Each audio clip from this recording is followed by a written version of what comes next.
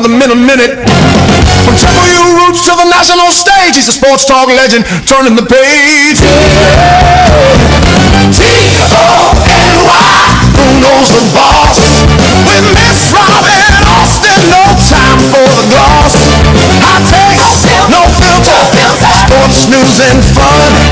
Tony and Miss Robin, second to none. Here comes the queen, Miss Robin in the mix. Oh yeah, producer co-host with those verbal tricks. She'll roast your bad take, keep the facts in line. While Tony's dropping bombs, it's like fine wine. ESPN pioneer, Fox Sports launch king. Sport news, serious, hear the bells ring. Phillies whip into the night show. Madden game voice, podcast steal the show. Eagles, Sixers, Phillies, politics too. No holds barred, that's how we do. From WCU on international fame, Bruno's battle the suits on the game. Super Bowl sidelines, Hall of Fame calls. Robin by his side, breaking down walls. Beyonce and Force down up there. Live on X, YouTube, feel the flame. Yeah, come on. T-O-N-Y and Miss Robin A.K. Crank it to 11, light up the day.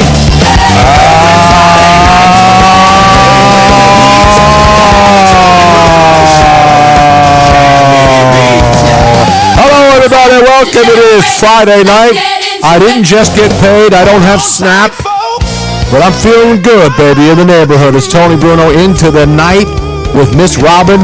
Dark on a Friday for the first time in a long time. That's why it's called fall. We fell back, and I'm going for it. I don't have a problem with it getting dark early, Robin. I really don't. And I love when it's light till 9 o'clock at night. I do too. But I'm good with it. You know what? For the first time in a very long time, and maybe it's because we live here now and we have such an amazing view in the morning, I'm really enjoying getting up earlier and seeing everything outside. So yeah. Maybe I was wrong, Tony. You were wrong, Robin, and it's good to admit that you're wrong. Because so many people don't. I have no problem admitting I'm wrong, and I think I was wrong. I was always in the debate, and again, we're not going to get into the debate about daylight savings time. That's like so last week. Also so last week was the Dodgers winning the World Series. You know, things move fast in this world right now. There's a lot of shit going on. Well, there's good stuff, too. Good shit, bad shit, whatever shit you want. We got the shit right here. People have said this show is the shit. And I don't want to use profanity here because there may be children listening, like, you know, the young and impressionable Biza in Las Vegas. Yes. Although I don't know how impressionable she is after some of the information I found out.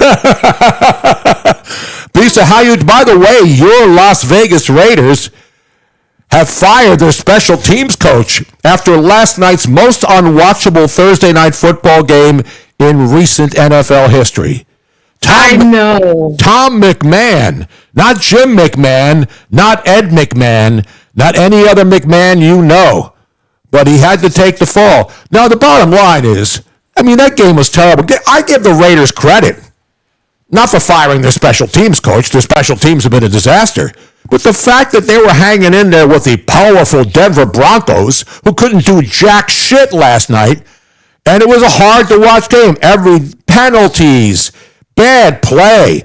I mean, you know, listen, I like the quarterback up there in Denver, but he looked like garbage last night. And the Raiders' defense were all these experts, these gambling experts. Oh, I'm telling you, the Raiders, they had their defense on the field for 77 plays last week. And then they went for 2 trying to win the game, and they lost. So they were supposed to be shot. They had a 3-day week.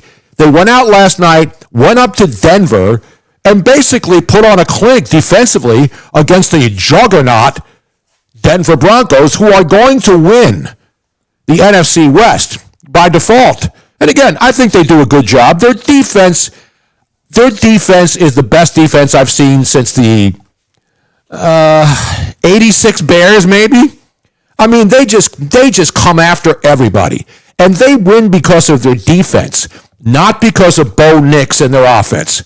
Bo Nix is a nice quarterback, but you tell me any other quarterback in the NFL with that kind of a starting defense is not going to win most of the football games. He looked horrible last night. And the Raiders, who were supposed to be horrible and by record are horrible at 2-7 now, so they fired their special teams coordinator. Bottom line is the Raiders stink. And the Denver Broncos are good, but I don't think they're a Super Bowl team. Are they the best team in the AFC? We don't know. Kansas City's been struggling. So we'll talk about football tonight. We've got a big weekend in college football. And my boy AJ in San Antonio better go out there and he's got a $7 million. Speaking of defenses that spend a lot of money, nobody in college football has spent more money than the oligarchs, as Bernie said, oligarchs at Texas Tech in Lubbock. And you know me, I'm not a hater, but college football to me is now a joke. Robin, can you get the rally possum up there? Now, AJ in San Antonio has not only been a listener for a long time, he became a friend. He's come to Philly. He's come here to Florida. We go to Tampa to smoke cigars.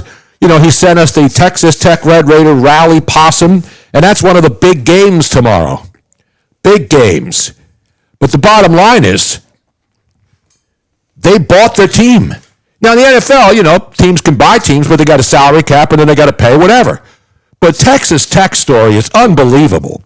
They spent $7 million on their defense. Remember when college kids used to talk about, the people who said, the coach, listen, if a coach gets fired, like the guy at LSU, he gets paid to go away. So I believe the kids should be able to go out and have a sandwich and not have to worry. Remember we went from the days of, these kids can't even go out and get a pizza. Now these kids are getting $3 million to transfer from Stanford to go to Texas Tech. So that's why college football is now a bastardized sport as well. There's like 5 teams good enough to win the national championship. Most other teams don't. And every year they come up with the new formulas and the new ways. And if this team wins and then that team wins, the college football playoffs, it's all bullshit. The college football world has sucked. Now, the games are fun to watch, some of them. A lot of them are blowouts and shouldn't even be played. But this game tomorrow is going to be interesting to watch. You got Brigham Young. And as the one man, what I learned, Robin. No. It's a bad joke. It's not a joke, Robin. It's a bad This is how it all started. It's a bad This is joke. how it all started in Utah. It's an old joke and it's a bad joke. Not with the Utah Mammoth, formerly the Arizona Coyotes. Did you know the Utah Mammoth team was the Arizona Coyotes? No. Come on, Robin. They went from one animal to another? No, they went from one state where they were playing in a high school gym, a college gym in Arizona. Remember they had the big, yes, they were. At the end of the run in Arizona, they were out there in Glendale, and then they got kicked out of that building because they couldn't put anybody in it. Right. And then they basically folded, and so they went to the rich guys in Utah, bought the team, and then they named them the Utah Mammoth. So the Utah Mammoth, and by the way, people, why are they naming them the Mammoth? Because there were mammoths in Utah back in the day. Weren't most of the mammoths that we have unearthed in the modern day dug out? Weren't they all mostly in Utah? Yeah, so that's why they had the fans vote on what the team's name was going to be, because they couldn't be the Utah Coyotes, although the Utah Coyotes made more sense than the Utah Jazz. Remember, the New Orleans Jazz were the team that moved to Utah, but they kept the name Utah Jazz. That didn't make now, sense there could be some jazz clubs in Utah, but I don't think the Mormons roll that way. Do they? Oh, no. Mormons are all about music, no matter what kind of genre it is. They are, talk about bringing the joy, bringing the music. That's all Mormon. No, I know. I'm just kidding. Now, Fowler and Herbstreit calling BYU Texas Tech. Goodness gracious, we have so many texts already. First of all, I want to say hello to Dottie and Minnie. Dottie's husband is listening tonight. Dottie. So that is exciting. And please remember, what are you supposed to do, folks? Tip the waiter. Well, that too. You can tip us. Tip the show. Tip the show. But the most important thing that you need to do right off the bat is share, like, thumbs up, and pay it forward. Give this show to other people so that they too can enjoy. It's the holiday season. Time for hoop-de-doo and dickory-dock. And don't forget, well, that's an old joke from, back to the BYU Cougars.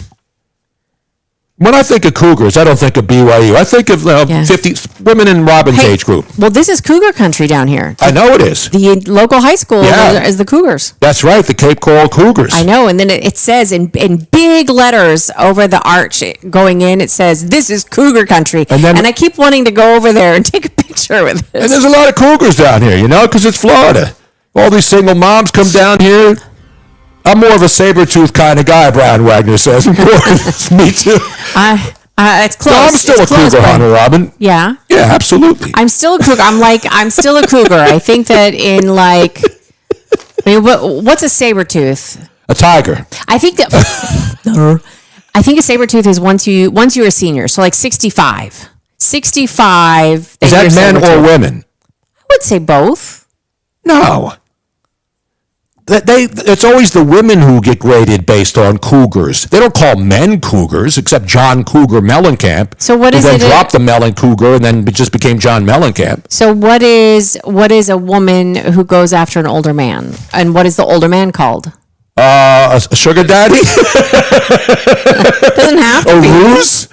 You mean like Bill Belichick? I don't know. Lisa, do you know? What is so this was a younger woman going after an older man. What is he called? What is he called? Rich. Not always. Hello. I would say Cougars as well. Maybe. Younger woman, a hoe. No, I'm not talking about the woman. These are what people are saying. So, like, if you are a younger woman and then you're going after an older man, what is the equivalent of a Cougar for a man, and what is the equivalent of a saber-tooth for a man? That's a good question, Robin. Do we have to do a survey? Yes. Somebody look it up for me, because I'm sure that there's something. By the way, John in Mayfair checks in, says, ironically, a saber at age 65 can also take their teeth out. Now, come on, John. That's not nice. Matt Raposa. Good evening, ladies and gentlemen. Are we drunk yet? I had my first glass of wine. I've had no alcohol. I can't. See, Robin was on antibiotics, but it was only a week regimen. Correct. And she's I have over a lot her... of answers. Oh, you do? What do you have? She has the answers. Yeah, let's go to Diesel, ladies and gentlemen. Wait a minute. Let me give you the update sounder here, because this show cannot do anything without the proper accompaniment. So let's go to Las Vegas, ladies and gentlemen, where the great Bisa has an update on what is going on with Cougars and all of the other things. The equivalent of the male Cougar and Sabertooth. Why is it not playing? I don't know. You have to find the right one, Tony Bruno. Ridiculous. Breaking news is not playing anymore. Your breaking news is broken. It is broken. It's broken news. What the hell was that? I don't know. All right. Anyway, let's go to Bisa, ladies and gentlemen, with the update on Sabertooth, the Cougars, sugar daddies, pimps, hoes, whatever you need. We got it for you tonight. So, according to Google, Dictionary.com, and Reddit, I went to multiple sites. Apparently, it's a manther. A mancer? A manther, like a panther, but a man. A manther. A mancer? Manther. Oh, manther. Like panther, but manther. Oh. Okay, so that's the... Manther sounds like we have a slash. It sounds like Mike Tyson would say a manther. Manther. It's a manther. Okay. And then what about the saber-tooth one? So I say silver fox for men, but in general you say it for someone with silver. So no, I've been calling Tony my silver fox almost since very shortly after I met. So here's what Tony, when I first met him, he was already dyeing his beard because he was on TV, and the salt and pepper. I had that salt and pepper It does not look good on TV. Yeah, because you got some gray and you got some black, and then people look at you and say, "What's up with that guy's beard?" That's what we do when we watch TV. But so when we would go on vacation, he would let it go and he'd start to have the silver. And I love the silver. So I started calling him Silver Fox very shortly after we started dating. By the way, it's an anniversary, too. We have breaking news from that front, too. Did you know that, Robin? What? We're celebrating our anniversary. We may even go out for dinner tomorrow, maybe. Yes. Yes, ladies and gentlemen, this is the breaking news. Oh, there it is. Yeah. Oh, that one works. How many years has it been, Tony Bruno? I don't remember. Robin, leave that up. You got to have the big finish when they update music. It has been... How many? 18 years. 18 years? 18 years since our first date. Wow. Wow, it's right. How about that? It's hard to believe. Now that was on the 5th though, not today. It was technically the 5th of November. What was the 5th? We didn't have a 5th because I can't drink because I'm on medication. So that was Wednesday. Yeah. What Up Wednesday was our 18th anniversary. And yes, we are still not married. But we are going to celebrate probably tomorrow night. Because we can't go out for steak dinner because it's I don't have $200 to go out and buy a steak. We had what were we doing on Wednesday? We were doing shows. We did the Karen Company, and then we've been running outside, making sure we get our railings. We still have things to finish in the house before we can get our certificate of occupancy. We are so freaking proud of ourselves because we figured out a major issue that nobody could figure out how to install the vent into our new hood, our big fancy wooden hood. And so it's been sitting on our kitchen table our living room table forever. And now the wooden hood is already up there with the ductwork, but we got to lift this thing in there, and it's a powerful, even though we were cooking without it. But we couldn't match up the vent pipes. Right. But Tony and Miss Robin got it done. I had to... It's not completely finished. We have it, we're going up in stages because we can't hold it up because it's so heavy. I contorted myself, straddling the stovetop so that it wouldn't break. I mean, it sounds like a porno. It felt like it. My knees hurt, but I contorted myself and we managed to get it attached. And wait, I have to show this picture. It is hysterical. Because we need another person. Now, by the way, Brian Wagner points out that Robin and Dr. Heather were talking vaginal hoods just 2 weeks ago on this show. Yes, we were. But it wasn't this show. This was the week I didn't show. I was sick, and I couldn't broadcast, and Robin and Heather took over. So we got it all done. We got it all attached. Now we just need to lift the hood up and screw it into we're putting boxes and things. We thought we could get it. Yeah, but it's too heavy to lift up. Wait. So that's what it looks like. Can you see this? No, it's but the light's shining on it. Hold on a second. Let me... Turn that damn light on. Okay, like this. Whoops, like that. Okay. So there's the cooktop, and we had to protect it because it's one of those what's the cooktop called, Robin? Induction. So it's fragile. So we thought we could put enough scaffolding, like homemade scaffolding up, so that we could keep raising it, so that we get to put it in. And we realized it just wasn't working. We're going to have to jack that thing up tomorrow. Yeah. Or we're going to have to get somebody to help us to hold it because two people we can't hold it up heavy. And then screw it in. It's heavy. So we'll do that. We'll finish that tomorrow as we keep doing stuff. Meanwhile, we got a lot of stuff going on tonight. Yeah, Bisa, did you find out what, so we have Silver Fox and Manther. Manther. I've never heard Manther I've never heard of Manther. I've heard Silver Fox. But what is the equivalent of a saber tooth for a man? I'm sure this is not a serious answer, but I'm getting Leonardo DiCaprio.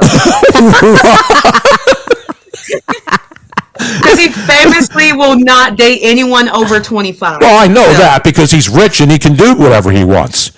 And he's still a good-looking young man. So, sorry, ladies. But yeah, AJ said, I saw Manther open for Pantera back in 1996. Manther. I've never heard that one before. Wow. I haven't either, but apparently that's a thing. I don't know who says it, but... I've never heard that before. If an older man has a younger woman, he's called a lucky man, David in South Carolina. Not necessarily.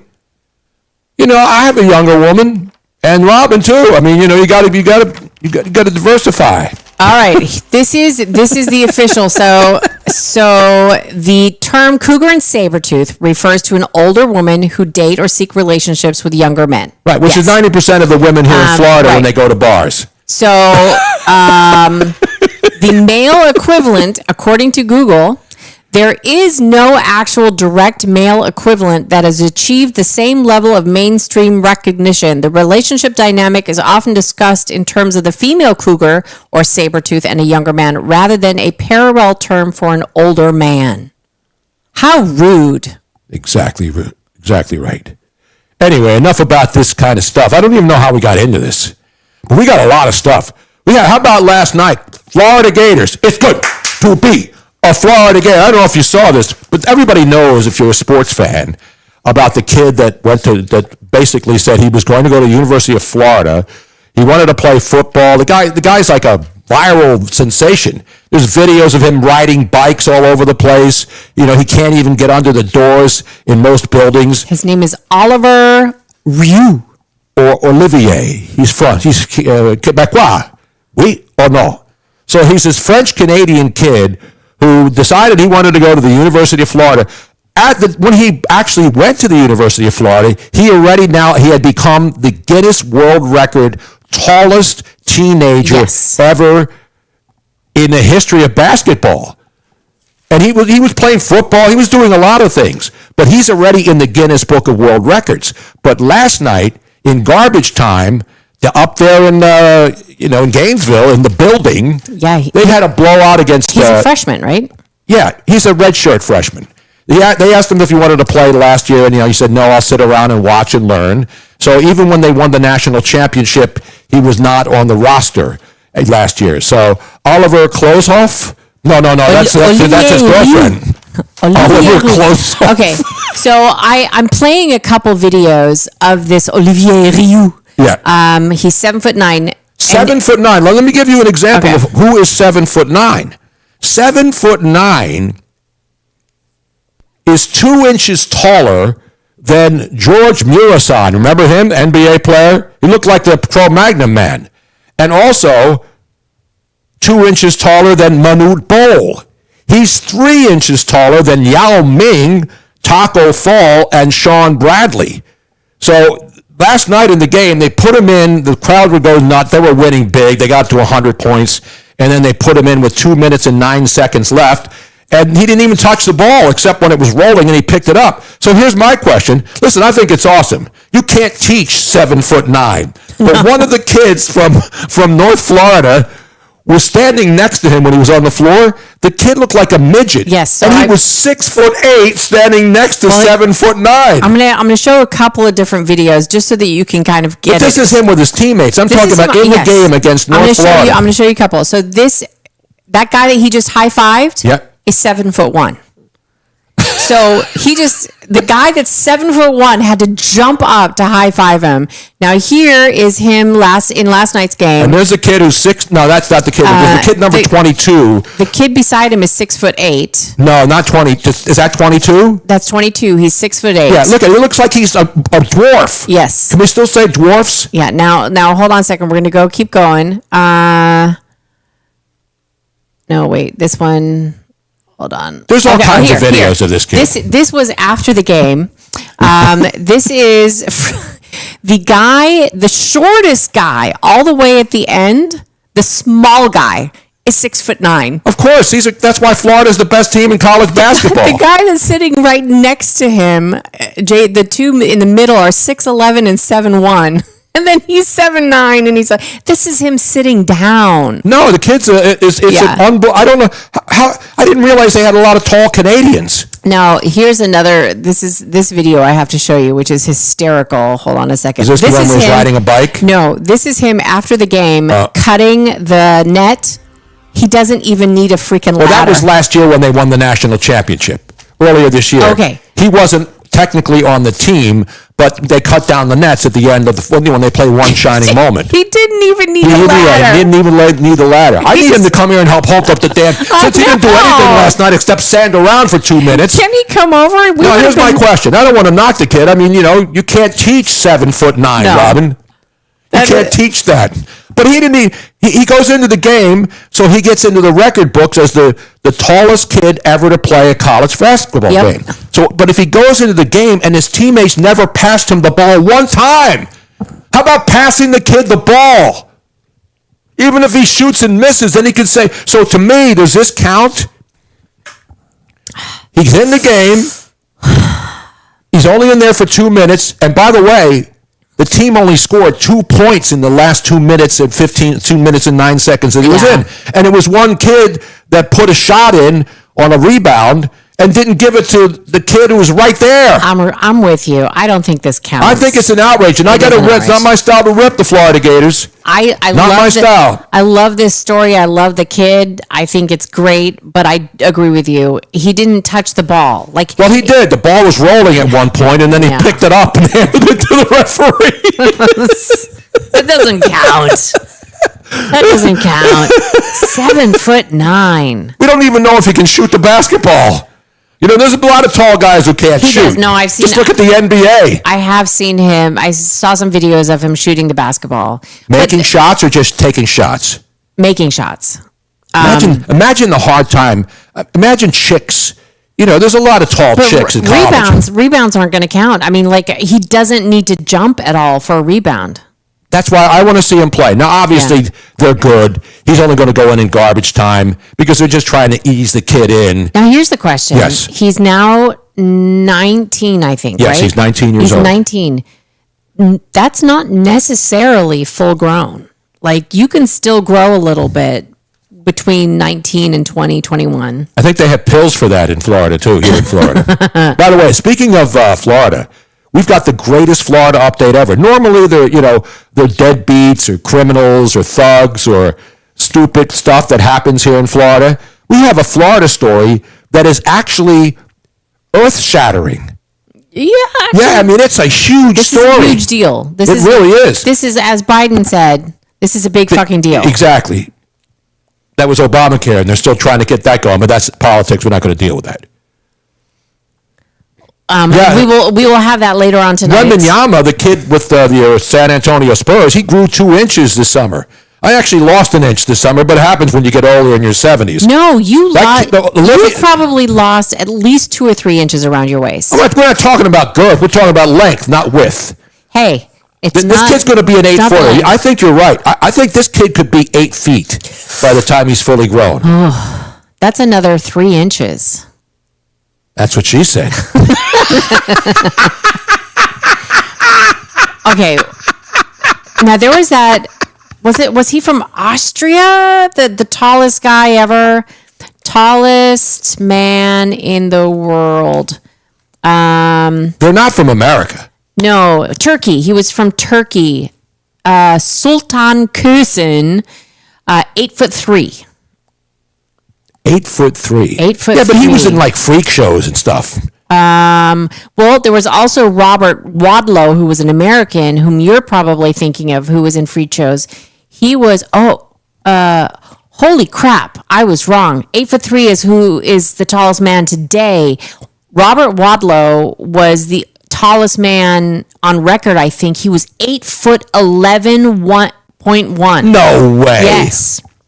Are there pictures of him? Yes. Let me. I saw pictures of this one guy who looked like he was a Cro-Magnon man. Because when you're that big, that's not normal. I'm not saying there's, there could be something genetic with it. Well, he had some kind of an illness that caused him. But this is Robert Wadlow. Hello, Robert Wadlow. This is an old picture, though. This is old, right?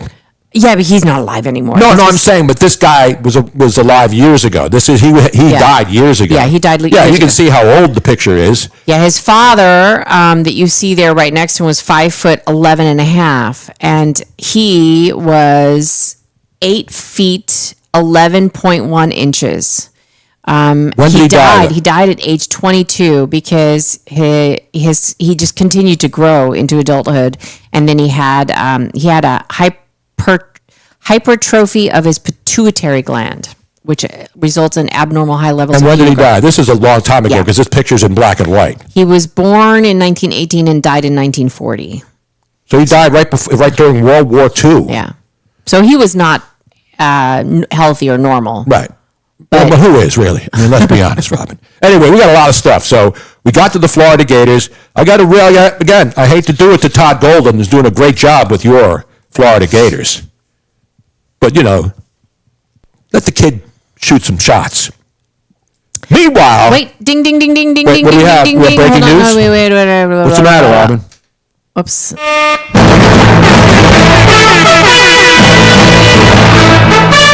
And now, for breaking news, here's your correspondent, Miss Robin. Well, I didn't need that. This was just a ding, ding, ding.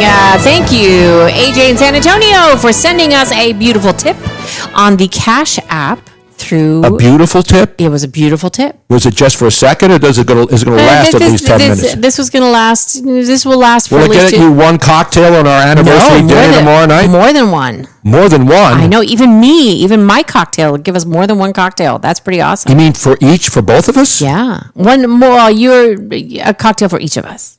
That's what I said. Yes. Each of us and both of us are the same thing, Robin. Not multiples though, but one each. And we thank you.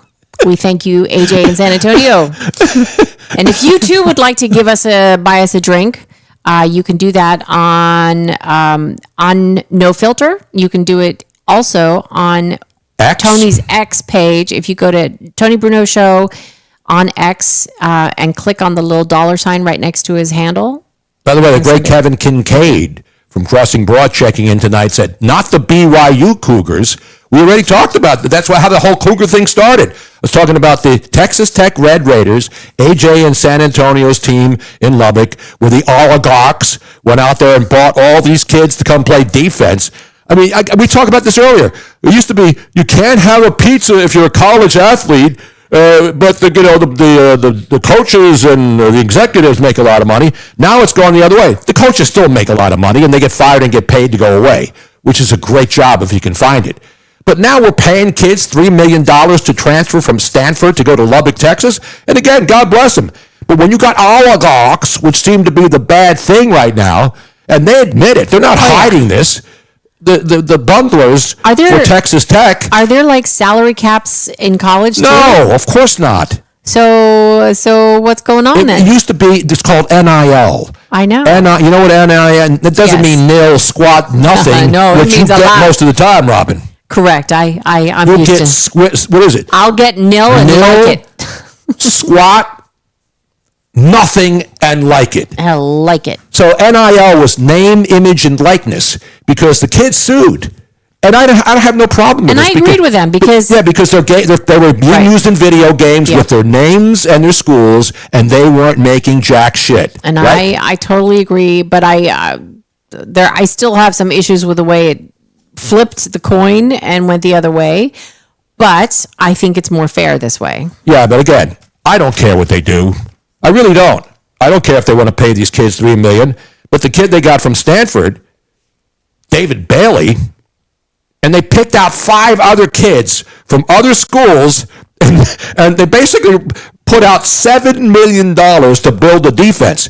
Now, of course, tomorrow the big story is BYU, Texas Tech, and BYU, by the way, Texas Tech, with all due respect to my friend Anthony, AJ in San Antonio, has lost 16 straight games against top 10 teams over the years. So BYU's favorite, they're undefeated, and hopefully it's a good game. Unlike the game last night where every slapdick expert gambling degenerate, except ESPN Bet, who now just got out of the bet game, every Tom, Dick, and Harry has their own betting service, right? I mean, you got Rivers, you look at the casinos, look at all but ESPN gets Penn Gaming from Barstool, who sold it for $1 after he convinced people like me, Penn Gaming's going to be the next big thing. And then Dean and Tam, got to buy Penn Gaming. This is going to blow up. But meanwhile, Penn Gaming went to shit except for the guy who owned all the stock. So ESPN buys Penn Gaming for like $1 billion for a 5-year plan, 2 years into their ESPN Bet. They shut it down. And guess where they went to? DraftKings, which is smart because everybody knows DraftKings. So this is sad to me, and I just wanted to mention this too. You know, being one of the first people hired by ESPN Radio in 1992 to start the sports network, I don't have any problems with ESPN. They were great for my career, great for my life. I got to meet so many amazing and work with amazing people. So I'm not one of these guys who bashes ESPN. They didn't fire me. I left. And then they brought me back a couple of times afterwards. So I'm not one of these bastard children of ESPN who now just says bad things about him all the time. I just speak the facts. The fact is, since this year has been a very bad year for Disney, ABC/ESPN, ESPN's having problems getting their content on YouTube. You would think a company as powerful as Disney, it's really Disney. Disney runs the whole thing. And then they bought ABC because they wanted ESPN. So they had to take ABC when Disney bought it, but they really wanted ESPN because they saw the marketing availabilities with ESPN. And then they got in bed with the NFL ESPN. And this is not, I'm not saying these are bad things. This is smart. They basically run the NFL's content now. They'll run everything in a couple of years once they get the approval. And so ESPN's become powerful, yet their betting app, nobody wanted it. How is everybody knows what ESPN is, right? Does anybody know what Bet Rivers is or all of these other small things? It's amazing. All of these betting apps there are? Fanatics. You got clothing apps that have gambling apps. It's amazing, though, how Disney, ESPN have made the worst decisions in the last 15 years. Like, they keep making bad decisions. And it's sad. It's sad to see. And it's not bad decisions. It's that you would think a company is powerful. I mean, let's be honest. CBS Sports and those old networks, they used to be the only ones we watched because we didn't have cable. We didn't have ESPN. ESPN was the first major sports network to blow up and become legendary. It's a legendary operation. But between the debacle with the YouTube, where they go on their website and ask people to beg about getting Fox, getting ESPN games on YouTube. We're on YouTube. They can't get on you. They can't make a deal with YouTube. They can't keep a betting app operating for 2 years out of 5 years in the deal. So again, these are the smart people who make gazillions of dollars, and that's why with the Jimmy Kimmel fiasco, and then people canceling Disney Plus, and then people going back to Disney Plus. And again, I don't care what you do with your money. You want to buy all these things, buy them. But it's been a bad year for ESPN, and their stock got killed this year. Yeah. When I owned Disney stock back in the day, it was $25 a share, and I was sitting on it because I worked there, and I figured it's going to go up. It went up, and then this year, it got hammered. And it gets hammered when the people who pay for the product aren't getting bang for their bucks. The movies, all the woke stuff. It's really hurt their brand. Absolutely. Exactly. I mean, they keep forgetting who their audience is. I know. It was a 10-year deal. It started in 2023. And is the knocker room working? That's the big question right now because people want to come on the show and talk. AJ in San Antonio, I do believe we checked it with Bisa prior to the show. We were able to hear her, so the knocker room should. Wait, we heard Bisa's knockers? Yes, we heard her knockers. So it should be working. Rest in peace, speakers. Yeah, I think when I played that ABC News thing, it was too loud. Too loud. Okay, you were a little bit hot on all the apps, so I turned you down a little bit. Gosh, Peterson Painting checks in and says, "Yo, Tony, what color is that in the office?" It's gray. It is gray. It is a very we love a shade of gray. Trust me. Not 50 Shades of Gray though. This was an ordeal. As painting a house from scratch, most people know. Building a house from scratch. But painting it, like the first 2 grays that we thought were perfect in the store, they put them up on the wall, started to, and I was like, oh my God, what's that? It was like one of them. So 8,000 gallons of paint later, we finally got the paint. The one was way too blue. Like didn't even look, once it was up on the wall, I'm like, oh my God, it's blue. It's like a purplish blue. So we ended up putting that in one of the bedroom. It was a whole thing. I love painting. I was painting railings today, and we have these railings that have to go in. I was painting the 14-foot banister. Yes. The railing that has to go up to the second floor because you can't pass inspection unless you have all the railings and stuff. So when old people try to go upstairs, like me, you don't have to wait for it. No, I don't want the LSU coach. Who should get the LSU coaching job? The Gator down there. The guy who wears LSU gear all the time. Carville, James Carville. There's no bigger LSU fan than James Carville. Sorry, I just have to quickly. I'm scrolling past chat room posts. David in South Carolina. Tony, do this math problem. William is 82, right, and his girlfriend is 22. How big is his bank account? Exactly. We already broke that down scientifically on the show. Hello? What was that? Was that Bisa? Bisa? Was that Bisa? No. Oh. Well, didn't you hear something? Yeah, I heard somebody go, oh. Yeah, I heard that. Yeah. How bizarre. I thought you were maybe playing something. No. No, it was You know like what a happens ghost on the in the show, machine. though? This is what happens on the show. Sometimes may be good, sometimes may be shit. And even when it's shit, it's still good. It's amazing. Play action reel. Halloween is over. No, there's nothing Halloweeny going on. No, we've got my took crown.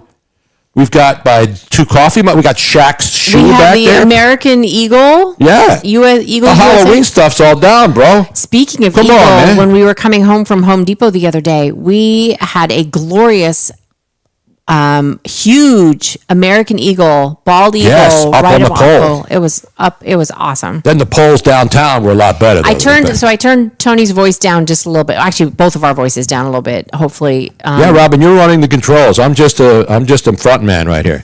The rally possum. you're just the pretty boy. Now, I'm not betting on this college game because, once again, I have not hit. I have not won a bet that I placed on Hard Rock Bet for 4 months. I'm not kidding. No matter what it is, even last night when it looked like there were some really good things, like everybody last night in that game. You know what this proves, though, Tony? Brock Bowers, right? Brock Bowers is automatic. This proves because you used to always blame me. You were still winning every now and then, but you would blame me. You're the for being- jinx, Robin. There's no doubt about it. No, you would blame me as being the mush, but I have been constant. So if you losing now continuously means that I am not the mush. Yes, it Because- does, Robin. No, because nothing's Because changed. every time I try to prep, like I'm doing for this week's slate of games in the National Football League, Robin comes in here and then slows my roll and gets into my juju. I know. And she brings up other things and videos while I'm trying to focus. This is my prep. This is my prep for tonight. This is my prep for Sunday. So I don't just come in here and sit down and just throw things Yes. against the wall. I mean, I got expert gambling people out there. I don't even ask them for But picks, if and I need you- help. I got to get Tony- Philly Godfather to help me out now, Robin. Yes, you do need I'm help. struggling. I mean, You I'm not need- losing a lot of money. I'm doing $20 parlays. But I had a $20 parlay that would have paid $5,000 last night. Yeah. And it looked golden. Except the fact that Bo Nix shit the bed and the Raiders had 62 sacks against him. How many? It was like an 11. It was an 11-way parlay, but they were all solid. that's No, it your wasn't, Robin. problem. I only lost 2 of them because Bo Nix shit the bed. Yeah, but if you'd only done 9, then you No, it would have wouldn't won. matter because a lot of the Brock Bowers. Everybody had Brock Bowers. He had 1 catch. That's what killed last night's game. When you do parlays that are more than 4 or 5, That's nonsense. When you get in trouble. I had a 4-1. It's not how it works, Rob. You got to do homework. It's not a guessing game. You're going to tell me about game. By the way, speaking of gambling, I got to do this Miami Dolphin update too tonight. One of the big games this weekend. If you're scoring at home, and if you are, see, the good thing is the Eagles are off, so they were off last Sunday. Yeah. So I got to go out to Home Depot. I had my bets in, but I just put red zone on when I come screwed us back. up though. Like every day we thought it was a different day because there was we didn't really watch football on Sunday. Well, because I didn't have to. I know. Because I had the bets in. And then what happened? But it was a really weird week because Robin, of you that. don't watch the games anyway, so what difference does it make to you? You're watching some stupid BritBox show when I'm watching NFL Red Zone. Even if I'm not actively watching games, I'm still aware of them because a certain somebody is in this house. But I don't sit in the house yelling and screaming. And now the other interesting thing, I don't. When I'm watching games, not like I used to. Not like I used to. Okay. I watched the games like Brock Bowers last night. I wasn't yelling at him. And poor Geno Smith. I mean, he was a sacrificial lamb. He looked like a guy that had just been hit by a truck 16 times.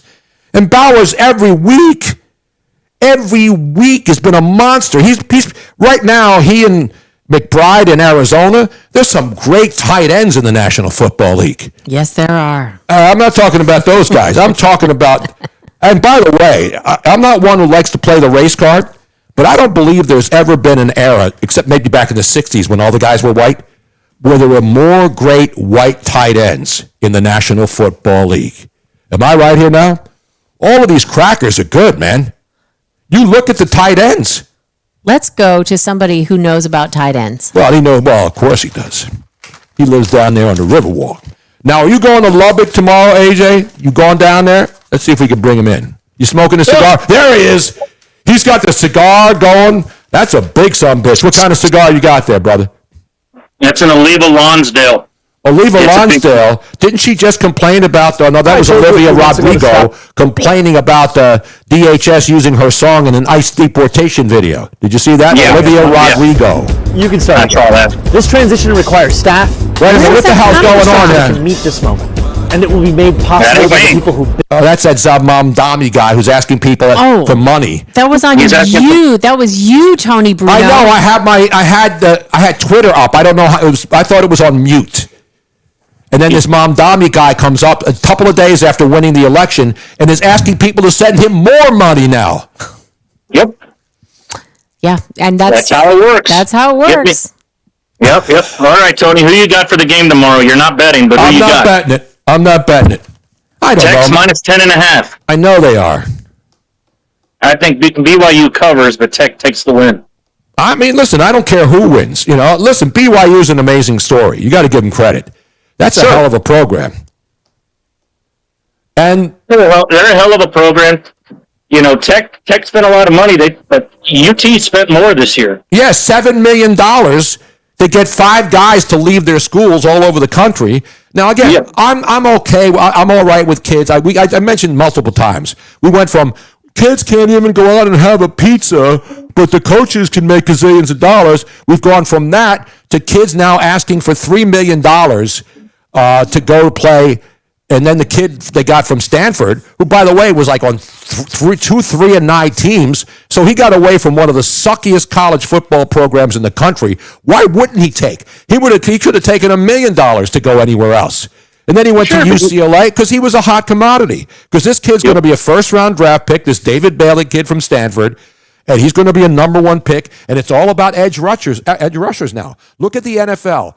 What is the most important position other than quarterback? It's the edge rushers. It's the guys who come in and get the sacks and get the turnovers. And as bad as the NFL is, the kickoff decision was brilliant because now we're seeing kickoffs, we're seeing punts blocked, we're seeing, the ball taken out.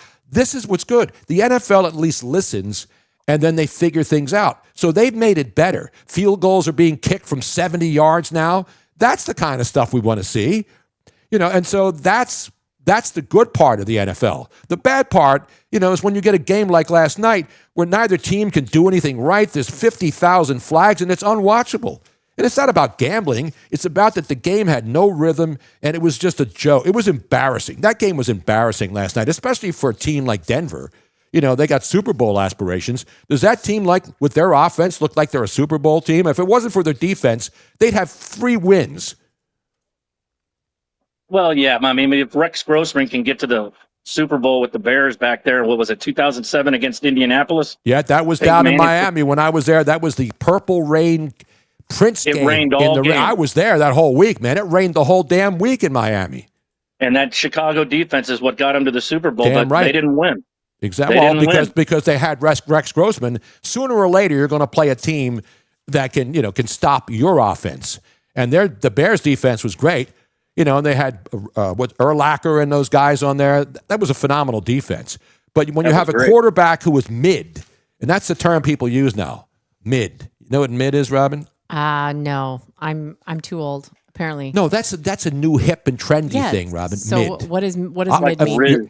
Mid means like He's okay, like comme si comme ça. Metza. All right. Yeah, he's like medium. Okay. No, medium.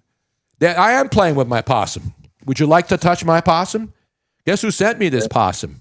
Right now, here. Is the possum still going out there tomorrow? What about the tortilla thing now? Because I know those gangsters down there in Lubbock, they're not allowed to throw tortillas out there. And throwing tortillas is a thing. You know how many people don't have SNAP benefits who would be buying pounds and thousands of flour tortillas this weekend so they can celebrate whatever the hell we're celebrating? Well, it's they're going to throw them at game day, Tony.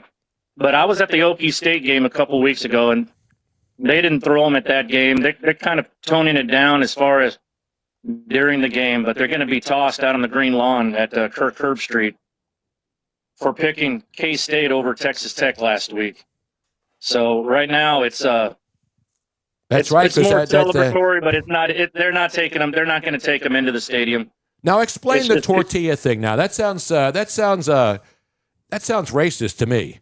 Why would people in Lubbock throw tortillas? A perfectly excellent source of Mexican food and American food. Who doesn't love tortillas? It started with ESPN back in '93. Some sportscaster said Lubbock is only known for Texas Tech football and a tortilla factory. Wow. And the rest is history. Wow. And now your boy George Strait's going to be playing there. That's all my daughter's talking about. Love George Strait. So you are absolutely correct. Of course he is, Robin. He lives there. He's a Texas Tech guy. There are two theories. Either students started throwing tortillas in 1989 after lids for large soda cups were removed, or it began in 1992 when an ESPN announcer joked about Lubbock being a tortilla factory. Now, who was the announcer at ESPN, and is he still alive or employed? God, I don't know, man. I don't know. No clue. I know tortillas. I know the tortillas fly like frisbees. Not the padilla. Not the padilla tortilla. In the middle of the tortilla for aerodynamics, and then you toss them. It's stupid. But are they soft or hard tortilla? I mean, are they hard or soft? Well, you got to go with corn tortilla, in my opinion, Tony. Don't throw the flour. Why? The aerodynamics, man. It's all science. Trust the science, Tony. Trust the science. Corn tortillas are more solid. They're more aerodynamic. Yeah. No, I made myself a breakfast burrito this morning, and I had the choice of flour or corn. So it depends on what mood I'm in, because I'm not throwing it. I'm throwing it down. I made the scrambled eggs and bacon. Eating a burrito or a taco with your intestinal stuff, Tony. How's that going? No, I can have a tortilla because I'm taking medication. This is my medication. Robin has it all laid out for me. Look, every hour when there's the thing set. It looks like a fantasy football draft board. This remind me: 10 a.m., 11 a.m., 1 p.m., 2 p.m., 4 p.m., 5 p.m., 7 and 8 p.m. I got to take damn pills like almost every hour. And then I have Alexa in on it too, so she reminds. And then I have to scream at that bitch. Almost every hour, Tony's getting a reminder from Alexa going, Tony, this is a reminder from Robin. Take your blah, blah, blah pill. Tony, this is a reminder from Robin. Take your next pill. By the way, the new Alexa is cool, though. The old chick, they got rid of the old Alexa. They got some like young, hip, frisky chick now. Yeah, she's kind of. You can even ask her like sex questions. And she has a little bit of an attitude. Yes, she does. Yeah, it's great. I like it. Is Alexa a mush or is it just Robin? No, Robin's a mush. Okay. See, no. Good. See, okay. It's documented. You know that, AJ. AJ, hear me out. It's all about math, right? If you have the same common denominator across the board and yet still something changes, then that common denominator cannot be the issue. Yes, it is, Robin. No, it is. No, it's impossible. Ever since I met you, I can't win slot machines anymore. You can't pick horses. I can't pick horses. I was winning every Triple Crown race. No, you did. That's wrong because you actually won the superfecta, yet you didn't place it because of Luigi. But I gave it out on the air and made people millionaires. Luigi's the mush. By the way, Mangle Mush says, no, I am the mush. His name is Mangle Mush. And now we got Lily. Look, Lily's coming over to check out the rally possum. Lily. Luigi's the mush. No, he's not. Yes, because you would have won that superfecta if he hadn't gotten you all confused when you were putting the bets in. I got to get Tony a Tech jersey. I got to get you to wear a Tech jersey, Tony. Listen, who else has a rally possum who did you send a rally possum to that wears it and plays with it all the time? You're the only one because I know you would take care of it. Exactly right, man. Look at that thing. That's a nice possum. I just got a neighborhood alert. What happened? Anyone know what's going off Burn Store? There's a bunch of cops surrounding the neighborhood again. Maybe they heard we're on the air and they want to get a live show. Come on by, bring the booze. No, I can't drink. Most likely it's another horrific accident. Because it goes from 2 lanes to 1. In a really, but not just straight. It's like a curve, right? When it goes from 2 lanes to 1 lane on each direction, and there's like a slight bend. It's the stupidest design. It is so incredibly dangerous. Well, because there's so many people, they have to widen that road there. It goes from 2 to 1, and when people are doing 70 on a wide open road, and then they all of a sudden have to make sure they have to make a left turn. And on top of that, so they're going 70 on a 2 lane in each direction. They go over a slight rise, a hill, and then suddenly there's a curve. And it goes down to 1 lane each direction. And then every time we drive there and there's sirens and lights, there's like one car going in one direction and one going in the other. How the hell does that happen? It's a Hey, bad Tony, I got design. breaking news. We have breaking news? Yes. Are you sure? I got breaking news. Wait a minute. Breaking San Antonio news. What happened to Wemby? Wait a minute. Let me give you the lead in again now. Let me give you the ABC News one. This is a good one. Well, of course, we had election. We had election day on Tuesday. We did? And locally, who won? They had Proposition A and B on the table, which was the new sports complex downtown. The San Antonio Spurs will be getting a new stadium downtown San Antonio by the tower. So you got to bring Robin to christen that thing. Wait, they're not going to play in the old Alamo Dome anymore? They ditched that like a bad habit back in 2003. I know. I was there when the Alamo Dome was being used, and they were trying to get an NFL team down there. And I was at the last game at the Hemisphere Arena when your boy, Charles Barkley, hit a game winner over David Robinson to knock the Spurs out of the playoffs. And after that game, we walked out of the Hemisphere Arena and walked over to the Alamo Dome back when they were under the idea that we were going to get an NFL football team. So they let us go walk on the football field. We were supposed to get a hockey team in the Alamo Dome. They had a hockey rink up there and, of course, the basketball court. But the only thing that really played in there regularly was the Spurs. Terrible venue. I think if you remember the first game, they had a water pipe burst. Yep. Blew out on the court. First game. 2003, they move into the AT&T Center. That thing is outdated, they say, so they're going to be moving downtown. It's going to be about 10 years, but it is going to happen. So downtown, if you're familiar with San Antonio at all, stay away because the traffic is going to suck. Exactly. And don't come to Florida. We're full up. Now, people are. I saw a video of a realtor here in Florida talking about after the election in New York. She was expecting, to wait a couple days. She said 7 o'clock the morning after the election when Zamdami won in New York, her phone was ringing off the hook. It's people wanting to move down here. A happy day for realtors down here for a while. As if you don't have enough out-of-state license plates. I saw more out-of-state license plates when I was down there with you guys for spring training than I saw Florida license plates. Yeah, because everybody comes down here. And when I say everybody, people from Canada, people from Minnesota. And it's not because they don't like where they live. People from Philly come down here and have a summer house here, a winter house here because it's cold up there. There's not as many Canadians, though, anymore. The Canadians kind of cooled off. No, I see a lot of Ontario. There's a lot. People come from a all lot over. Of New Englanders. Yeah. You can't get frostbite of the middle finger in Florida, so that's great for all those snowbirds coming down. Good for them. Smart hey, move. AJ, thanks for checking in. We are so glad to see you again. When you coming back down here, bro? Okay. I am going to effort for this spring training. Oh, you saw your boy Bochy left. He's now a special assistant with the Giants. So we got the Florida Marlins manager signed with the Rangers.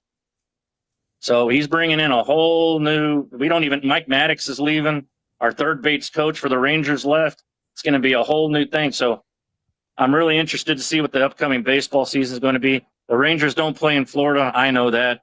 But I want to go back and see some more spring training and check out the new house. You got to come down here and see the Minnesota Twins farm team. They fired Rocco Baldelli this year. A lot of managers gone. But we have the Mighty Muscles here. Mighty Muscles are the single A team for the Minnesota Twins. You should put in for the open LSU football coach job. No. That coaching carousel.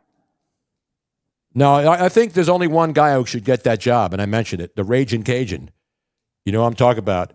Oh, the Raging Caden at Carville. Yes, James Carville should be the coach, and he should do it for free. The coach of your LSU Bengal Tigers, ladies and gentlemen. Well, you know who well, no, actually they're playing in Lubbock. I was going to say Tech plays Central Florida, but I think Central Florida is coming to Lubbock next week. Otherwise, you could go watch Texas Tech play in Orlando. Didn't you guys get a Central Florida guy as part of your defensive sweep in by the oligarchs at Texas Tech? Oh, we're getting a little bit of everybody. Well, so am I. I mean, come on. We just shovel that oil money back to them. And black gold, Texas. Black gold, yeah. Texas tea. Gabe Kapler's going to be the GM, right? Yeah. And you see Don Mattingly. I didn't even know Don Mattingly was in Toronto. Did you? Well, when he was getting hugs from his teammates for losing yet another World Series. No, but that's I didn't pay. I thought he was still with the Dodgers. I didn't. Don Mattingly, he should be. By the way, Don Mattingly should be in the Hall of Fame. Am I wrong? No, you're absolutely right.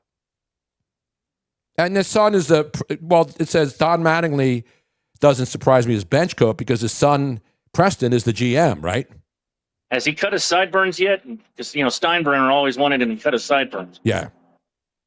I don't know. I haven't seen Don. I saw him when he was hugging his players at the end of the World Series. I had no idea he was even there because nobody knows who's in Canada anymore. Do you? No. But I said this in spring training. I said, watch out for the Blue Jays when I saw them. I looked at that roster, and then it was an amazing story. You got to give the Blue Jays credit, man. With all the teams choking, the Mets and the Yankees and the Padres, and everybody else, and then the Phillies shit the bed in the first round. It's good to see. It was good to see Toronto. They riot? Did they riot? I saw LA rioted after they won. Did Philly riot after they were eliminated? No. They said, when do the Eagles play? When do the Sixers play? By the way, Eagles on Monday Night Football. Then I didn't realize this when I was watching the game. The Eagles are going to be playing on Black Friday. Prime is going to have Black Friday games. Thanksgiving, not enough. Eagles on Prime on Thanksgiving afternoon. On Black Friday. Who?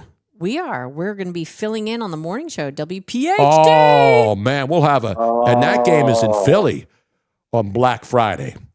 We'll be able to watch the game. We'll be able to do the morning show on Talk Radio 1210 WPHT, go down and loot in the city at anything left in the stores that are still open on Black Friday when they haven't all been ripped apart by I think we do. Criminals. We're doing the show the day before and the day after Thanksgiving. Yes. You know who the Phillies open next season against? Who? My Rangers. Your Texas Rangers? In Philly. In Philly. You think I'm looking at the schedule for next year already in baseball? The season just ended a week ago. Right.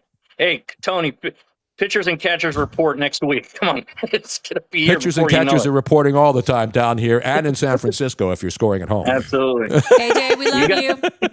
See you guys later. Okay, bye. There he is with the big cigar. Look at that baby.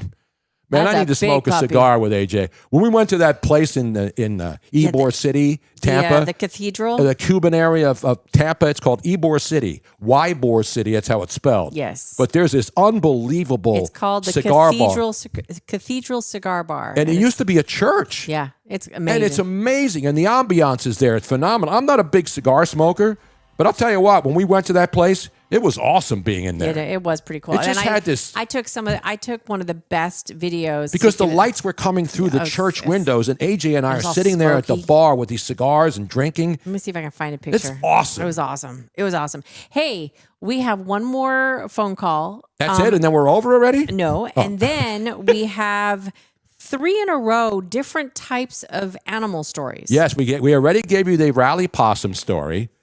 We will have. Not because we love animals. We got animals all around us here. But the other story is a Florida story which involves animals. Yes, which is an awesome That's the awesome story. The other story is what other animals are we covering tonight, Robin? Well, this is an international animal story.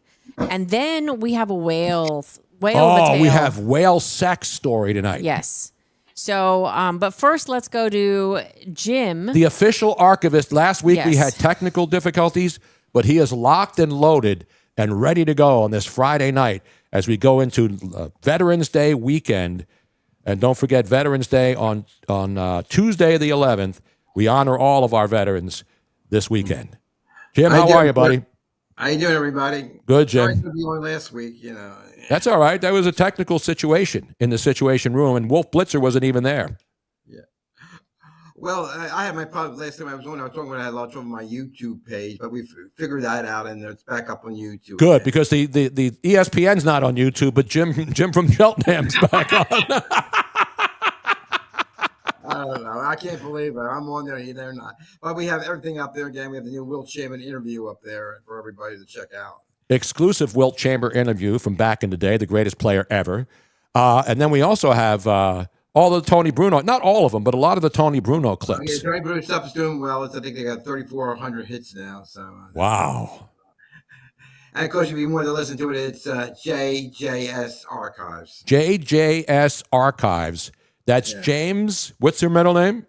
Joseph. James Joseph Siciliano. Jingleheimer Smith.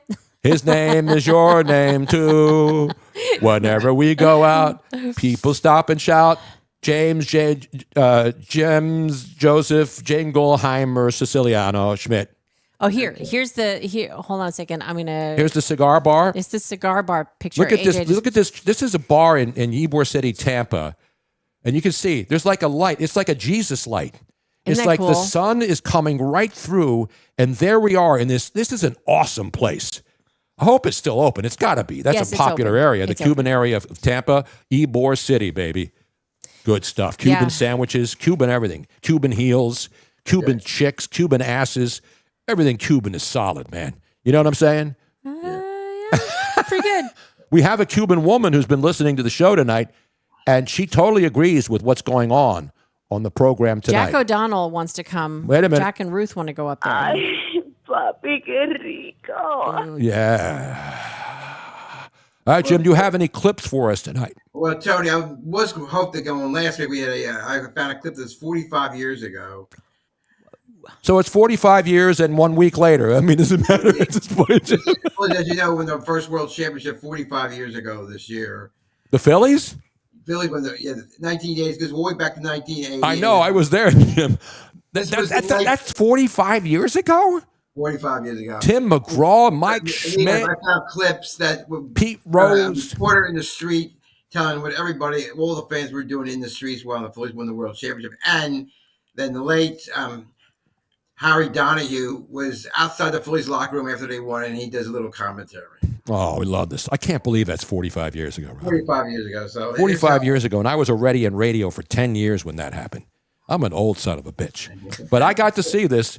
I got to see the Eagles win their first Super Bowl and the Phillies win their World Series. And the 76ers win a championship and the Flyers win 2 Stanley Cups. So I know that's a long time ago, but I got to see the 4-for-4 championship. And I saw the Wings win a championship too. So, all right, Jim, you got the tape? Yeah, here's how it sounded 45 years ago. It's amazing because just a half an hour ago, at the very bottom of what Steve Butler called the cardiac inning of the championship, this intersection of Broad and Walnut was completely empty, save for just a few police. But I'm sure you can hear in the background, tens of thousands of people have crowded into Center City to this intersection. And it is a happy crowd. It is a jubilant crowd. There have been no problems so far. It's been interesting, just a couple of observations here. There is a woman who ran down the street kissing every policeman she could find, and the police are a bit edgy, as you can imagine. They are in their helmets, they are in their riot control gear, if you will. So far, there's been no need for that at all. It's been a very happy, joyful crowd. KYW's Harry Donahue is on the news line with us now. And Harry, we understand you were down in the Phillies locker room, and I can imagine what went on there. All right, Vince, and the story, a familiar one. Mike Schmidt being named the MVP of the World Series for the Phillies in 1980. Schmidt drove in the winning runs in this sixth and deciding game, the Phillies' first World Series championship ever. Steve Carlton was awesome through the first 6 innings. Lefty got into a little bit of trouble in the 7th, and then finally had to leave the ball game in the 8th inning when the Royals scored their only run. But Tug McGraw came on And McGraw put out the fire, but had to do it with a lot of water, simply because in the final inning, a similar scene to what happened in Game 5 back in Kansas City, as Tug was faced with a bases-loaded situation, but he did manage to get 2 strikeouts in the inning to get out of trouble, striking out Willie Wilson to end the ball game and give the Phils that 4-1 victory. It was a happy celebration in the locker room. There was at least 600 reporters crowded into a tiny locker room. The Phillies, if anything, were less subdued than they were when they played and won in Montreal and Houston, probably because they just didn't have room to celebrate. There you go, Tony. Wow. And Harry Donahue sounded great back then, 45 years ago, and we just lost him a little over a week ago. Legendary Philadelphia people and great team. I mean, that was a fun time. You notice there wasn't riot. They didn't have to grease the poles back then. It was a kinder, gentler country. Fans, and Philly fans have had all this, this other animals and all this other stuff. But we're seeing as time progressed, not just in Philadelphia, but in a lot of cities. Yeah. The worst when thing Vancouver, when the Vancouver Canucks lost in the Stanley Cup Finals, they rioted when their team lost. So, fan behavior has gotten worse. Yes. And luckily, these people get arrested and they grease the poles. I mean, they were talking about the worst thing that the fans did was they went around kissing cops. I used to go around kissing chicks on New Year's Day, and I got arrested once for kissing a cop.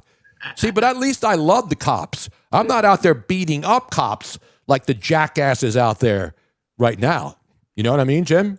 I know. And you were talking earlier about Don Mattingly. His son now is the general manager of the Phillies. His son's the general manager of the Phillies. He is? Yeah, he's the Phillies. He's been working for the Phillies now for 5 years. I did not know that.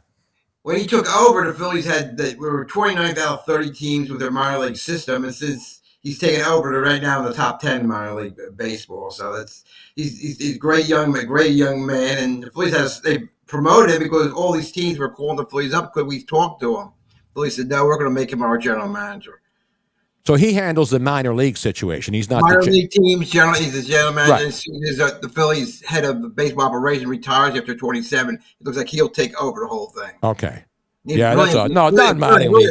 Young guy. He's one of those guys that's impossible to dislike. You know what I mean? He just played the game right. He's a really – I didn't know him that much. I've interviewed him a bunch of times. But I said this earlier. He's a Hall of Famer. Is he not, Jim, when you look at his career? Well, he's up for it right now. He's up for the Veterans Committee. He's on the list of the Veterans Committee right now, and hopefully he'll get in. I think he will. And I think he should be in the Hall of Fame.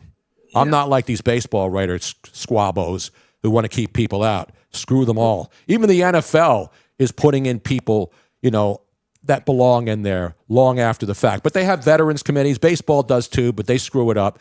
To me, football does it right. They want walking ambassadors who are still alive to go out there with their gold jackets and remind people who watch these guys play, and some who didn't play, who are no longer with us, that these were the guys who made the NFL, baseball, hockey, any other sport what it is today, to know its past.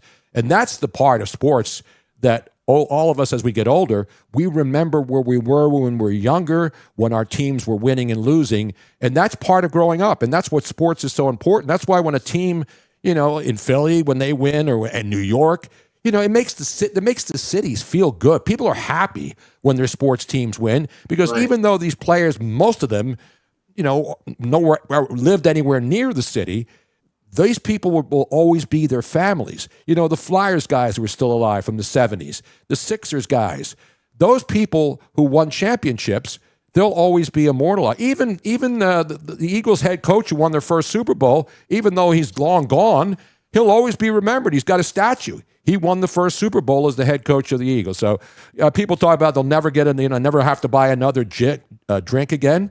Right now, people are, when you ask them about the coach who won the World Series, the Super Bowl for the Eagles, do people talk about him fondly? No, they don't rip him, but they realize you can move on from a coach even though he won your first championship, and we see it happen in sports every single year. Yeah, and Don Mattingly's son's done a great job with the Phillies. Matter of fact, 3 of the top Phillies prospects will be on this team this year, it looks like. Yep.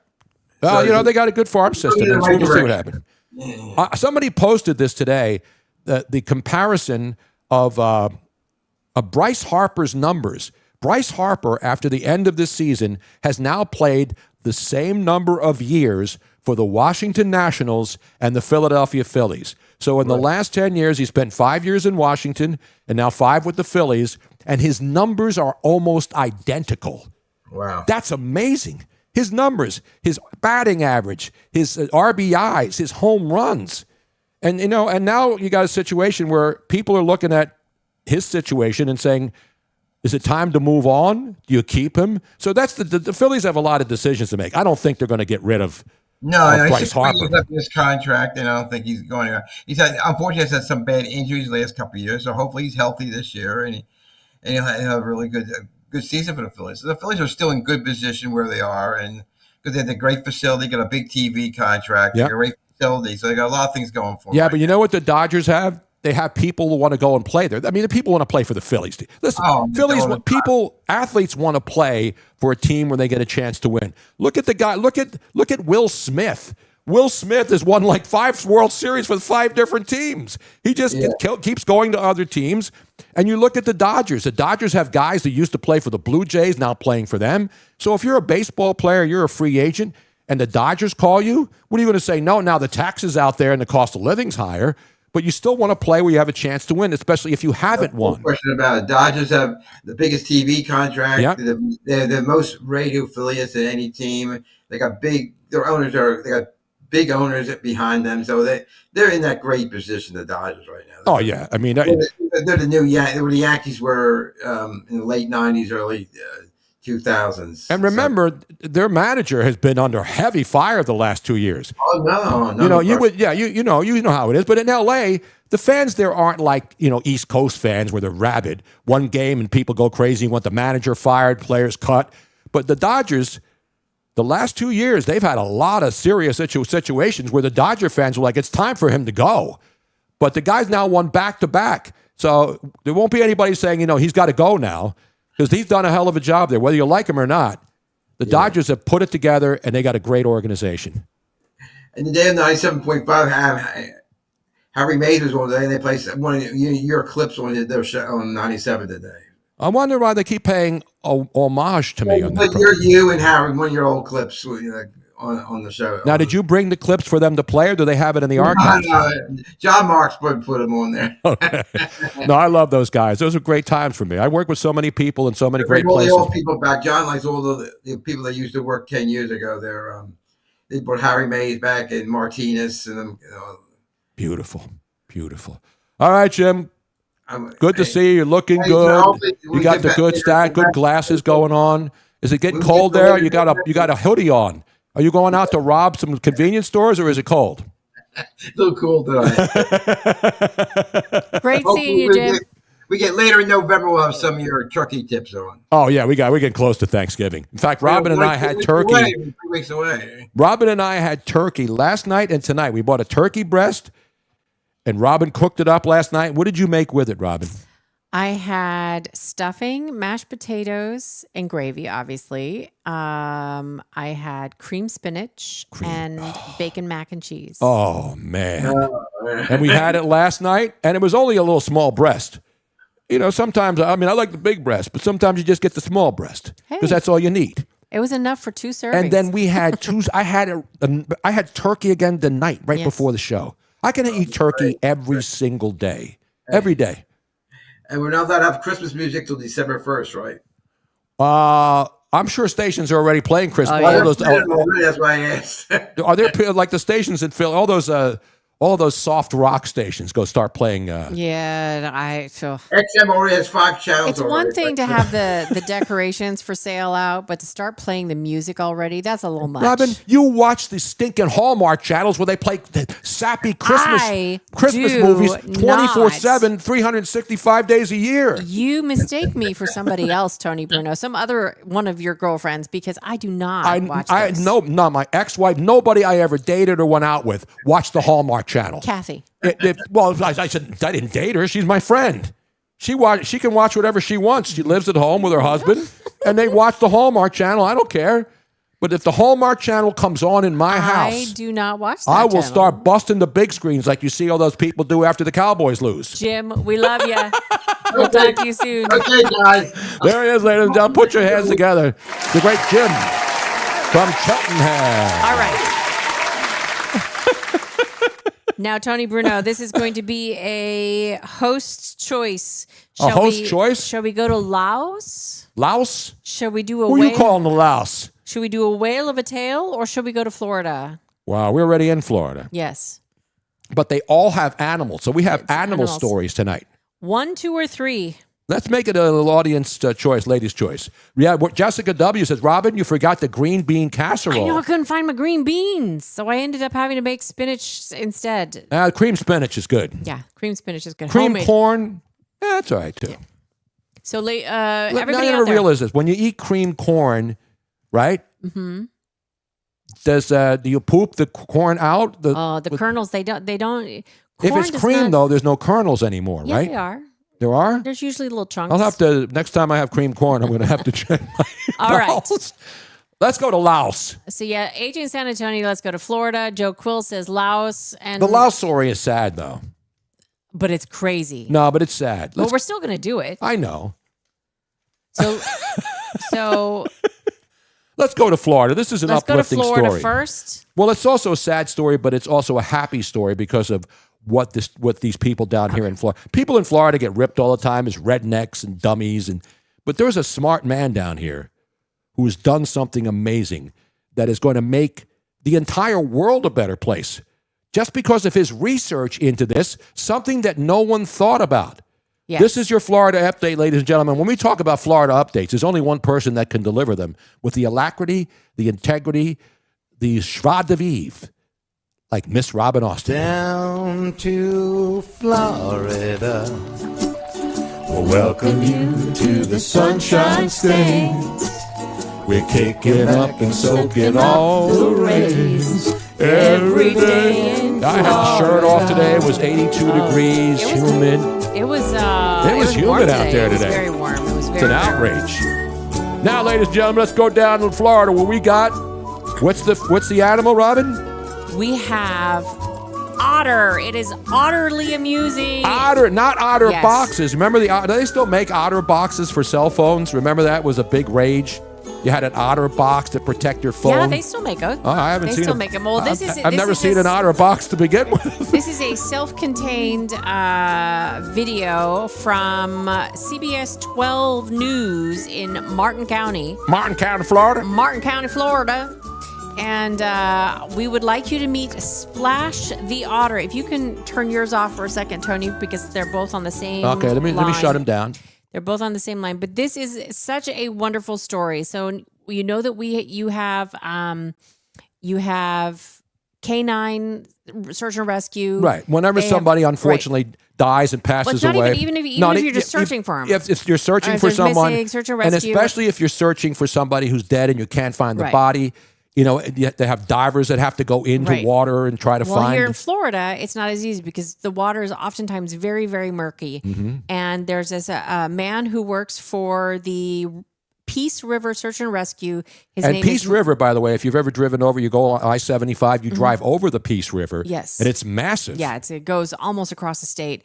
Michael Hatzel, who is the founder of the Peace River Search and Rescue, had this brilliant idea that because I'm going to let him explain it to you. And if there's anything that he leaves out, I'll fill it in afterwards. But it is such a wonderful, happy story in a weird way. Recruit. It's an otter trained to help deputies find missing people underwater. Normally, canine units can track scents on land, but once the trail hits the water, dive teams are left searching murky canals, lakes, and ponds with little direction. Now, a local nonprofit is working to change that. Yeah, CBS 12's Jack Wu is outside the Martin County Sheriff's Office tonight with the story. Hi, Jack. Law enforcement has been using canine units to help find people for decades, but now they're putting their trust in an otter. Splash the Otter, depicted on this challenge coin, represents the first of its kind, a search and rescue animal that can smell underwater. The sheriff tells me that innovation like this can help save lives. Meet Splash the Otter, a search and rescue otter who's helping first responders across Florida. Splash has the unique ability to smell human remains underwater by shooting air bubbles that trap the scent. Law enforcement from across the state, including West Palm Beach and Riviera Beach, took part in training with Splash at the Martin County Sheriff's Office Thursday.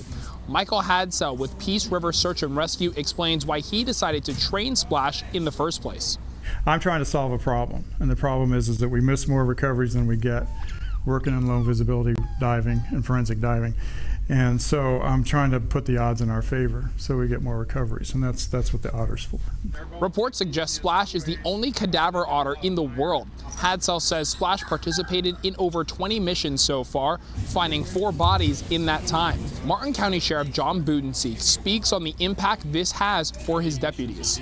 We see a lot of innovative things with technology, AI, but we're going back to the basics of using an animal to do what they do best, and that's to go in their own environment and detect things that don't belong there. Sheriff Budenseek says the county responds to about 1 to 2 people each year who go missing in the water, in many cases going unsolved. The demand for a cadaver otter is so high that Hadsell plans on training another one next year.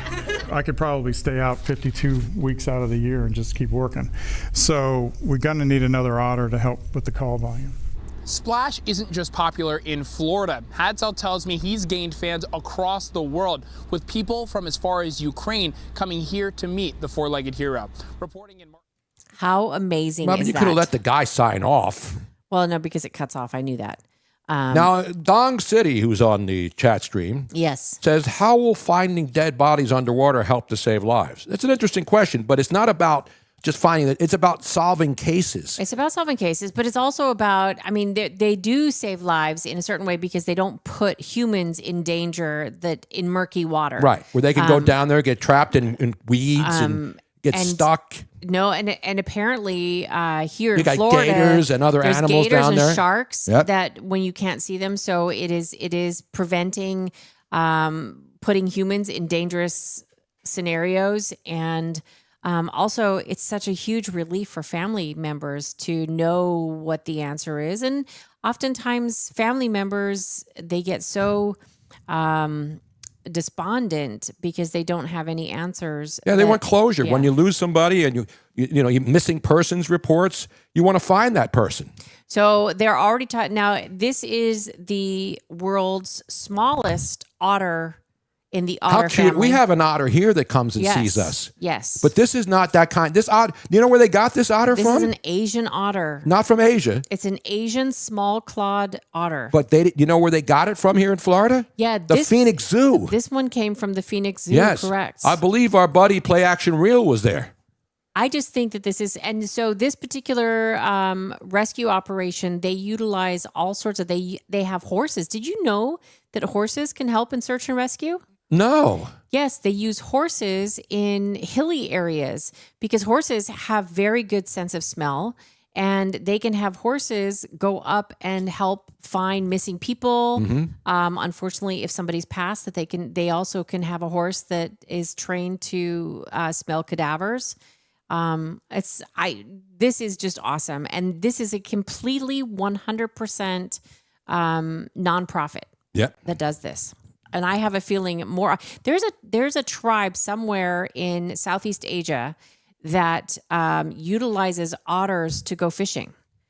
Each fisherman hunter has their own otter that they train like a hunting dog, and they go out fishing and Do they at least grab the fish and bring one up since you can't catch it and you get I don't skunked know. when you're out there? But since we're talking about Asia, How can you tell the otter is Asian, Robin? because it's the breed, it's the Asian, and they have kind of slanty eyes, just to tell you the truth. Really, Robin? Can I see that otter again? I know. That sounds racist, Robin. Oh, I knew that's where you were wanting me to go, so I just did it, just to make you happy. All right, this is a very scary story. Are we going to back-to-back stories? We are. We're gonna, since we were talking about we were talking about the Asian otter. Now we need to go to Laos. Laos. Laos. Not what people call you or me sometimes. Well, guys are usually, because you're a Laos. No, Laos, No. which is part with Vietnam, Cambodia. Yes, Laos. In the whole Viet Cong era, Laos So- now is a popular place. Obviously, Vietnam, Laos, Cambodia Yeah. now are all no longer part. Vietnam makes Skechers sneakers. Do you realize that? Do you realize every pair of Skechers sneakers that you buy is made in Vietnam? And Vietnam's an amazing country. But Laos, apparently, it's not a bad country, but it's now an eco-tourist destination. Correct. A lot of Americans go to Laos because they have, these eco resorts where you stay and, you ride the zip lines through the forests. Very cool. And then they have cool. Americans who go there and try to help the people in those countries, deal with all kinds of situations. And Well- one father and son have been there. Yes. And it became tragic. Daniel Owen and his son, 45 and 27-year-old, they went to an eco resort where they were ziplining and, I'm sorry. The father's 47. The son, Cooper, was 15. Right. 15 years old, not 27. And they went to have an amazing time at one of those eco resorts where, you trek around. Yeah, and exactly. You go through the zip lines and you do. You look for some hot Asian chicks, and who doesn't like a Now, hot Asian chick in the desert? In the jungle. They normally live in Vietnam, even though they're American. And while they were there doing a zip line, they were attacked by hundreds of Asian giant hornets, also known as murder hornets. The murder hornets. And they suffered over 100 stings each and Ouch. subsequently died from the murder hornets. These murder hornets lived up to their name. It was at the Green Jungle Park in Luang Prabang. Hi. Wait. And let me just show you. Because I said, what did they get stung by? Because in the first story I saw about this, it didn't say. And obviously, when you're in a jungle, you're not just getting mosquitoes and gnats and Now remember last year when we were last minute trying to batten things down here, the house wasn't finished yet. We had a big trash container out front. Yep. We had the trailer. We wanted to bring the trailer over to the big what do you call the trash thing? The big huge the dumpster. Dumpster. Thank you, the dumpster, so that the trailer wouldn't blow away.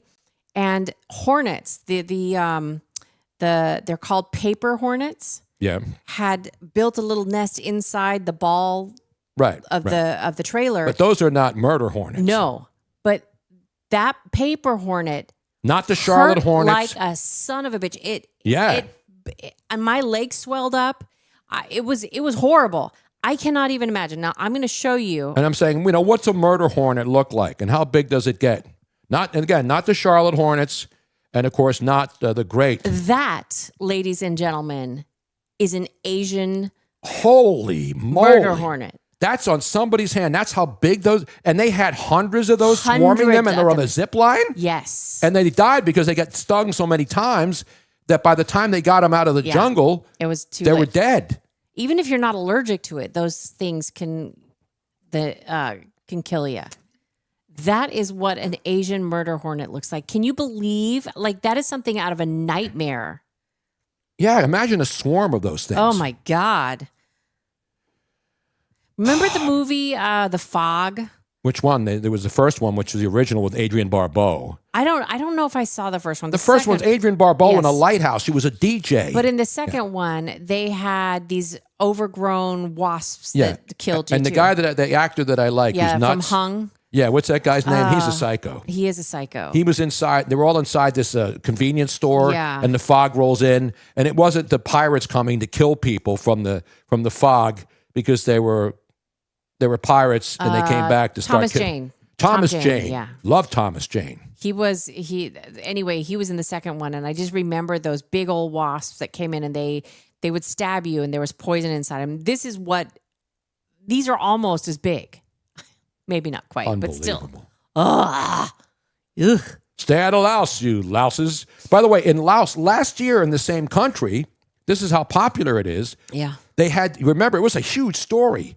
What they have is in these eco resorts, they have like little fridges. And bars. So if you rent, but if you rent like not a condo, you rent a little hut or a little apartment, thatch hut. Yeah, and they had the little mini bar Yeah, inside and of in the there. mini bars, apparently the people who were running some of those were taking the drinks that were in there that you had to pay for, Right. and then emptying half of the and putting methanol in there. Yes. So they can make more drinks out of some drinks. Right. And 5 people died, including an American. That was a big story Yeah, last year. I think it was 2 or 3 Australians, 1 American, and I forget where the other person was. But then That's why when you travel, I mean, you go into a resort in the jungle. It sounds cool, and we've gone through Costa Rica through the we've gone rafting through canal for caves and here's shit. what you need to know. If Yeah. you're traveling to countries where you cannot feel rest assured that there's something hinky going on. Not Sam Hinky, no. It's not those little mini bottles, because you can tell if those have been tampered with. What they would do is they would put full bottle that was opened already in there, and then they would tell you that Charge you by the they drink? charge you by. Did they have little lines on it like Yeah. on the bottles? Yeah. So if you had a couple drinks, they would charge you. Well, that was really easy. So they would put in what looked like Grey Goose, and then they would put methanol in it, and And you didn't get better mileage with that ethanol. No, you Just didn't. like your car, it kills you. You know what I mean? now I have one more animal story, but I'm gonna save it. I'm gonna save it. Save it, Robin. I'm gonna save it. Save it. I'm gonna save it. Now, the other big story, I'm going to get one more football story Okay. in here, though. Antonio Brown being arrested. No, Antonio Brown getting arrested in Dubai, right? He was in Dubai for a while. Well, he was escaping. So he was evading American police is Right. what happened. So there was an incident for like 4 months prior where there was video of him and he got into an altercation. And on the video, it showed that he drew a gun. This is in Dubai. No, this is in the United Oh, States. yeah. Well, he's had all kinds of Right. shit going on in the United States. Nobody was shot. Nobody was hurt other than like a scuffle or something like that. And he was let go. Well, apparently he got word that they were going to try to charge him with attempted murder because of this altercation, even though nobody got hurt, because he had that gun. And he hightailed it out of the United States. Right, but then he's in Dubai and he's gambling and he's hanging out with all these thugs and all these high rollers and all these other people, and he got into an altercation there. No, it was not altercation. What was it? So what happened was that he had been taunting the United States police because he knew that he had So he's saying, ha, come and get me? And so the U.S. Marshals actually did. They went to Dubai and they got permission from the Dubai police and everything to go get him. And so they got him in Dubai and extradited him back to the United States.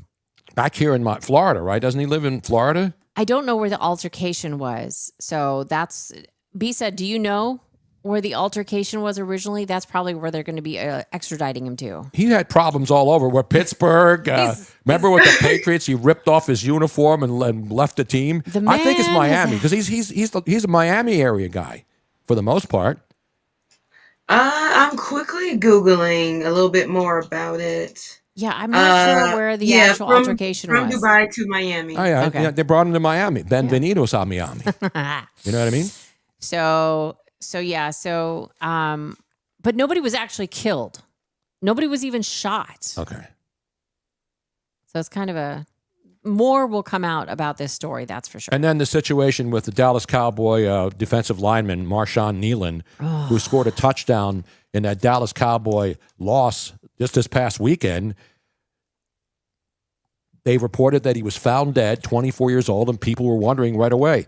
Well, they released the story about that. He apparently died from an apparent self-inflicted gunshot wound a couple of days after the Cowboy game. You know, he was being celebrated. Everybody that knew him and played with him said he was just a quiet guy. He's a nice guy. He plays for the Cowboys, gets the touchdown on the block punt, and then 2 nights later, he goes into Frisco, Texas, outside of Dallas, and then apparently gets into some sort of he runs away from the police for some reason. Yeah, it was a traffic violation. And then he leaves the scene and starts driving, and then police tracked him down, but he ran out into the woods, and apparently they found him dead while he was being chased. Yep. He pulled a gun and killed himself. Yeah. It's just crazy. It's very, very sad. 24 years old.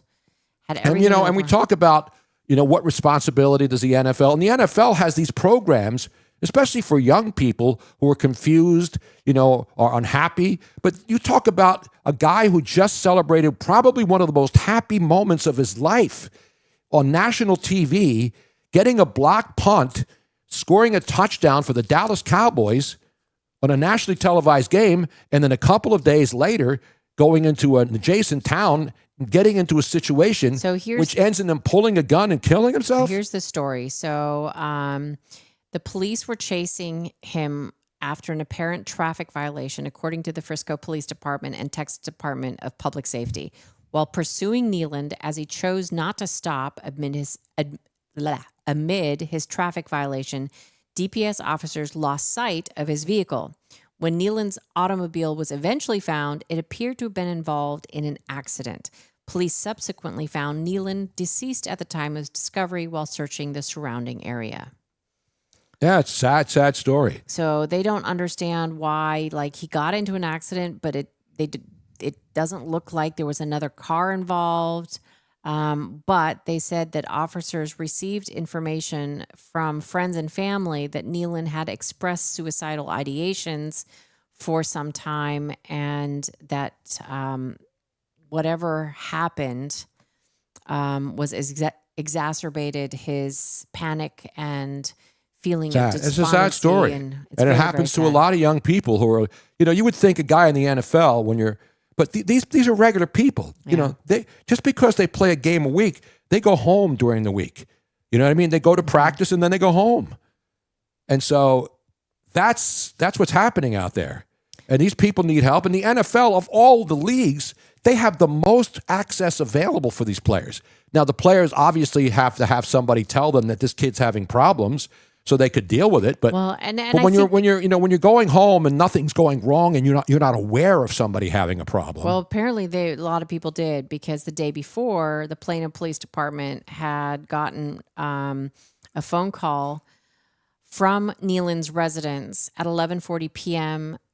Regarding a welfare concern, but they did not make contact with anybody at that time. They then received a phone call from Nealand's girlfriend and the NFL. And Nealand's girlfriend said that she received a concerning message from Nealand claiming he would end it all. The NFL expressed that it had also been contacted by family, sharing that Nealand was texting them goodbye. Wow. So I think that we as a society need to take suicide much more seriously, and that we need to be able to do something too. I think that there is this sort of idea that, we don't want to. Robin, there are suicide hotlines. And listen, it's horrible. There's a lot of people who think about killing themselves all the time. Mm-hmm. Luckily, most people don't. I've had some of those feelings during the health crisis, wondering, whether it was still worth going through all of this. You got to get it. You got to stay even keel. And it's hard because people are pressured. They can't deal with certain things. I can't deal with certain things. I go off the handle, but I'm not violent. I don't want to hurt anybody. I get frustrated with a lot of things as I get older, and I can't do certain things that I used to. But that's when you have to stop and shut it down and say, listen, I'm going to get through this, whether it's a health thing, whether it's depression, whatever it is. You got to have people around you who care. Well, that's it. And hope that you can get yourself together. And you have to know friends that you know and wonder how they're doing, because nobody knows what everybody else is. People don't even know.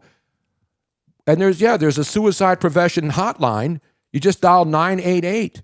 So you try to have, you have to have a good attitude every day. And I wake up every morning looking for good things, not bad things.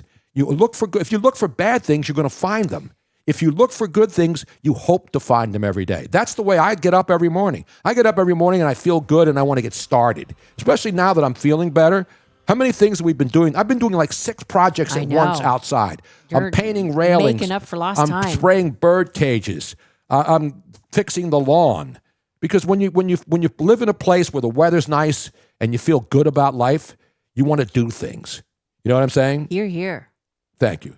Robin did not slur at least once. You've only had one glass of wine. I only had one glass of wine. You know what we call that, Robin? A cheap date? Lightweight. Scampin says it's more than just feeling feelings. There are people who think about suicide because it's hard, and then there are people who are sick with suicidal feelings as a symptoms. You can't just shut it down. Correct. Yeah, I mean that's one of the biggest mysteries of how the human brain works. When I after my second child, I had severe postpartum depression where I had suicidal thoughts, and I was in such a deep well that I could not get myself out. And my mother, thank God, she actually asked the right questions and did the right things and got me into a program immediately where they helped me. They put me on medication, and I was on medication for about 2 years, and it saved me. But I actually was thinking of ways of how to kill myself at the time. So it's, and I don't remember having a choice. That's just like, I would not have been able to get out of it myself. Yeah, and a lot of people have gone through it. I've been on medication for years now. So you just have to try to make sure you have people around you who care. The point is that if you have depression, reach out to at least one person. I know it's like the last thing you want to do, but reach out to somebody that can help you. Because even if you can't make decisions and can't help yourself, hopefully somebody else will be able to do that for you. All right, Robin, you're getting me down now. I don't want to. Let's talk about whales having threesomes. All right, let's get it back to what the show's also, all about. If you are a friend of somebody, just reach out to Everybody them. knows that, Okay. Robin. Everybody knows that. I am You're just- not the first person, and I appreciate you giving the great messages, and the NFL has messages. It takes all of us. We all know what it takes. Well, not But everybody everybody's does. different. Otherwise, this wouldn't keep happening. Everybody's different. But yes, let's go to. Let's get it back to trans in the female locker rooms. Let's get it back to football. Let's get it back to the Miami Dolphins. You don't want. What? Oh, Wales? Dolphins? No. Let me get a quick football You're story. going to do Dolphins first and then Wales? Yeah, I'm going to do Dolphins, not the real Dolphins. All right. The Miami Dolphins. Okay. Because the Miami Dolphins are an absolute total shit show. All right. In the National Football League. And I need some National Football League music in here, Robin, to make this thing work even better. All right? All right. We know the Dolphins suck. They blew up their team. They traded guys all over the place, and they still have to play games. The Miami Dolphins, though, they now realize why things were going bad. One of my favorite stories. The Miami Dolphins, who are now, I believe, 2-7, if you're scoring at home. The Miami Dolphins are playing the Buffalo Bills at home at Hard Rock Stadium on Sunday at 1 o'clock. They're 9.5-point dogs. Buffalo, by the way, is 1-4 against the spread in their last 5 as favorites. But Josh Allen owns that team. And Tua Tagovailoa has thrown 11 interceptions, and if he throws one more on Sunday against the Bills in Miami, he will have 12 touchdowns in his first 9 games. Chad Henne was the last guy to do that back in like 2011. But the Miami Dolphins now realize that perhaps, it's all about the culture in locker rooms, right? Players used to just get in the locker room, and they would just get a cold cut platter, a cold cut tray, and guys would make sandwiches. Now players have to have all of this shit in the locker room. So the Dolphins put in a Pop-A-Shot machine. You know what a Pop-A-Shot basketball thing, right? Yes. They had ping pong tables. They had all kinds of games in the locker room because they thought that that's the way the guys would come together, right? They would like bond. Yeah, they become fam. Yeah, okay. Fam. Gotcha. So now all of a sudden, now that the Dolphins are 2-7, they have decided the Pop-A-Shot machines have got to go. Get out. Get out, as the great Harry Mays once said. Get the hell out. So it's out now in the locker room. And Dan Steinberg from The Athletic writes, this is my favorite quote. Life is a never-ending succession of NFL teams doing ping pong tables to get together as a family. Then removing them with stories about how they finally are starting to take football seriously when you're 2-7 and your season's gone to the shit. So you bring it in, you bring the ping pong tables. So that's going to get. So watch out. The Dolphins are live dogs this weekend. They got the damn Papa shot out at 2-7, and now watch. They're going to pull the big up. They're going to blow the Buffalo Bills right out of Miami. See, Antonio Brown will not even. He'll leave the building. That's how bad it's going to be.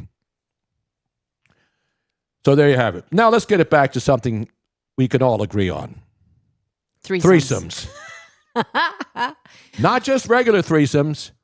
Not just me when I play my famous clip from the movie. What was the movie that was in, Robin? What would you do for Office Space? Office Space. Thank you. Office Space. You know what they say, Robin, in Office Space? What would you do if you had $1 million? And he says, you know what I do, right?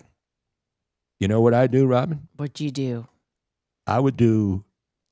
Can't find it now. Two cups of vodka. No, not 2 cups of vodka. And a big pitcher. Just pour it right in. No, close, but no cigar. No, you would do 2 chicks at the same time. I think I have that in here, but I can't find it now.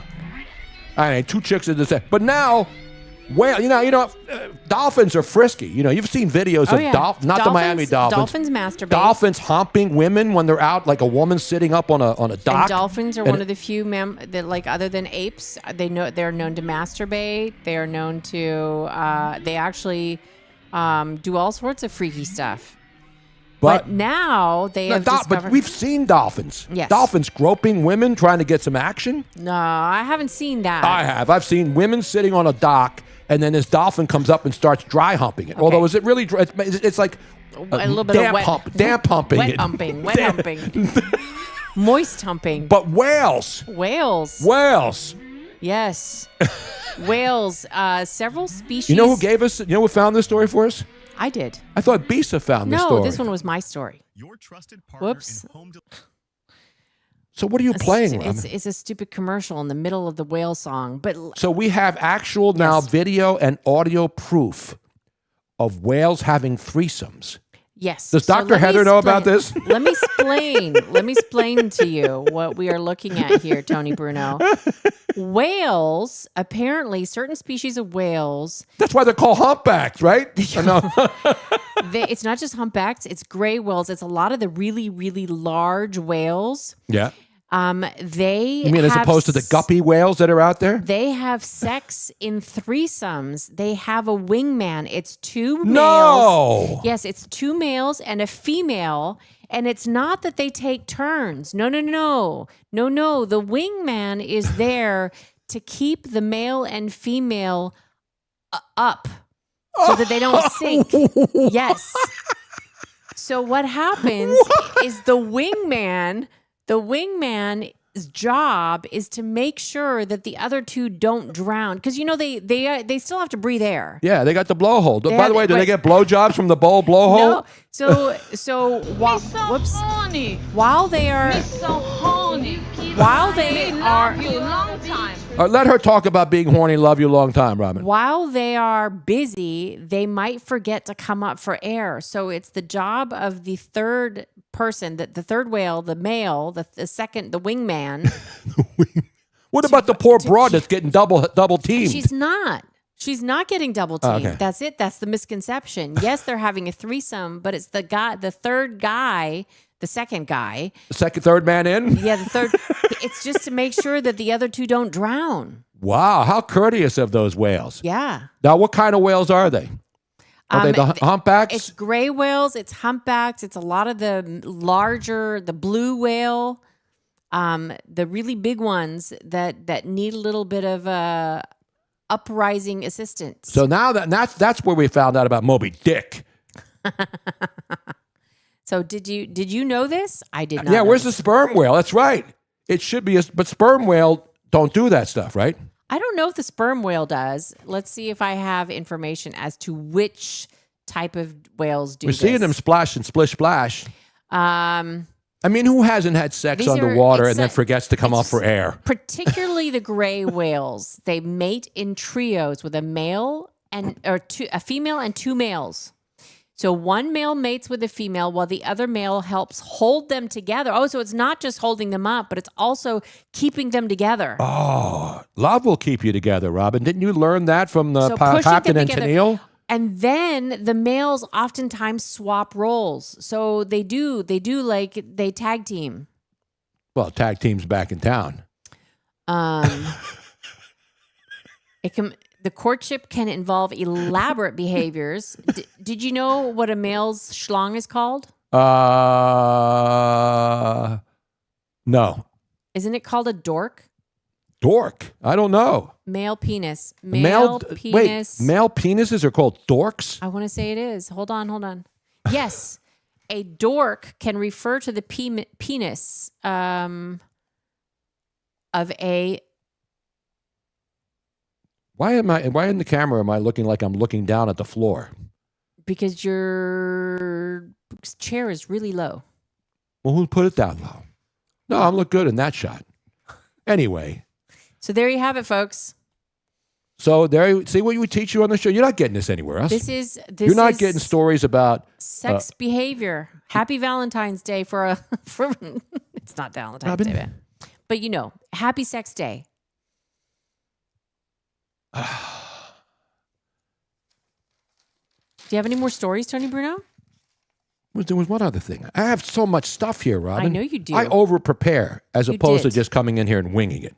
I showed you all the copious notes that I take. I don't just wing this thing, baby. This is an even better. I agree. Play action reel. Happy anniversary. The whale story was a happy anniversary story. Yes, it was. Because Tony loves threesomes. You're not getting this kind of knowledge on the Dan Patrick Show, and he's got 15 people working with him. You know what I'm saying? Porpoise Does Pittsburgh is on Skinamax tonight, by the way. My lock, I've been sucking at football picks. I've just been discombobulated. I get sucked into all these anytime touchdown parlays, and then you look at the ones that are absolutely no doubt about it, like Brock Bowers last night for the Raiders. If there's one guy that was going to get a touchdown, he got one catch. Can you just call the Philly Godfather and just tell him, say, I'm not picking. You pick for me. I used to be Mr. Monday Night. I know. I used to be Mr. Thursday night. You need to get your juju back. You just need to allow Not my somebody Juju else. Smith-Schuster. You just need to allow somebody else to pick for you just a little bit to get your juju back.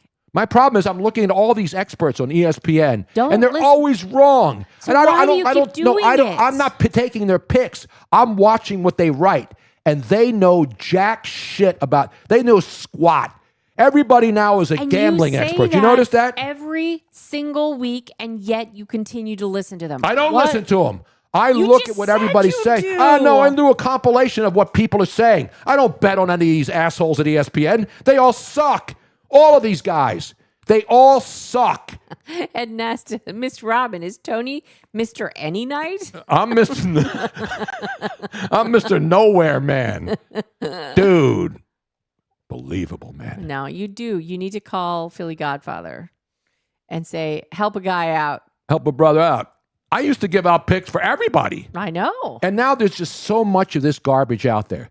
Everybody who thinks they know has their own touts. And God bless you. If you want to pay somebody for picks, go right ahead. That's the American way. It's ridiculous. Everybody knows who's going to score. Everybody knows. I mean, if you just go back and look at all of these geniuses at ESPN, Fox Sports, CBS Sportsline, all of these geniuses on last night's game, every single one of these suckers had all these. They had like 16 touchdowns being scored in this game. And it was like one touchdown scored. It was a 10-7 game. And it is Robin's the mush. Mush Robin, not Miss Robin. I agree. She's going to be Miss.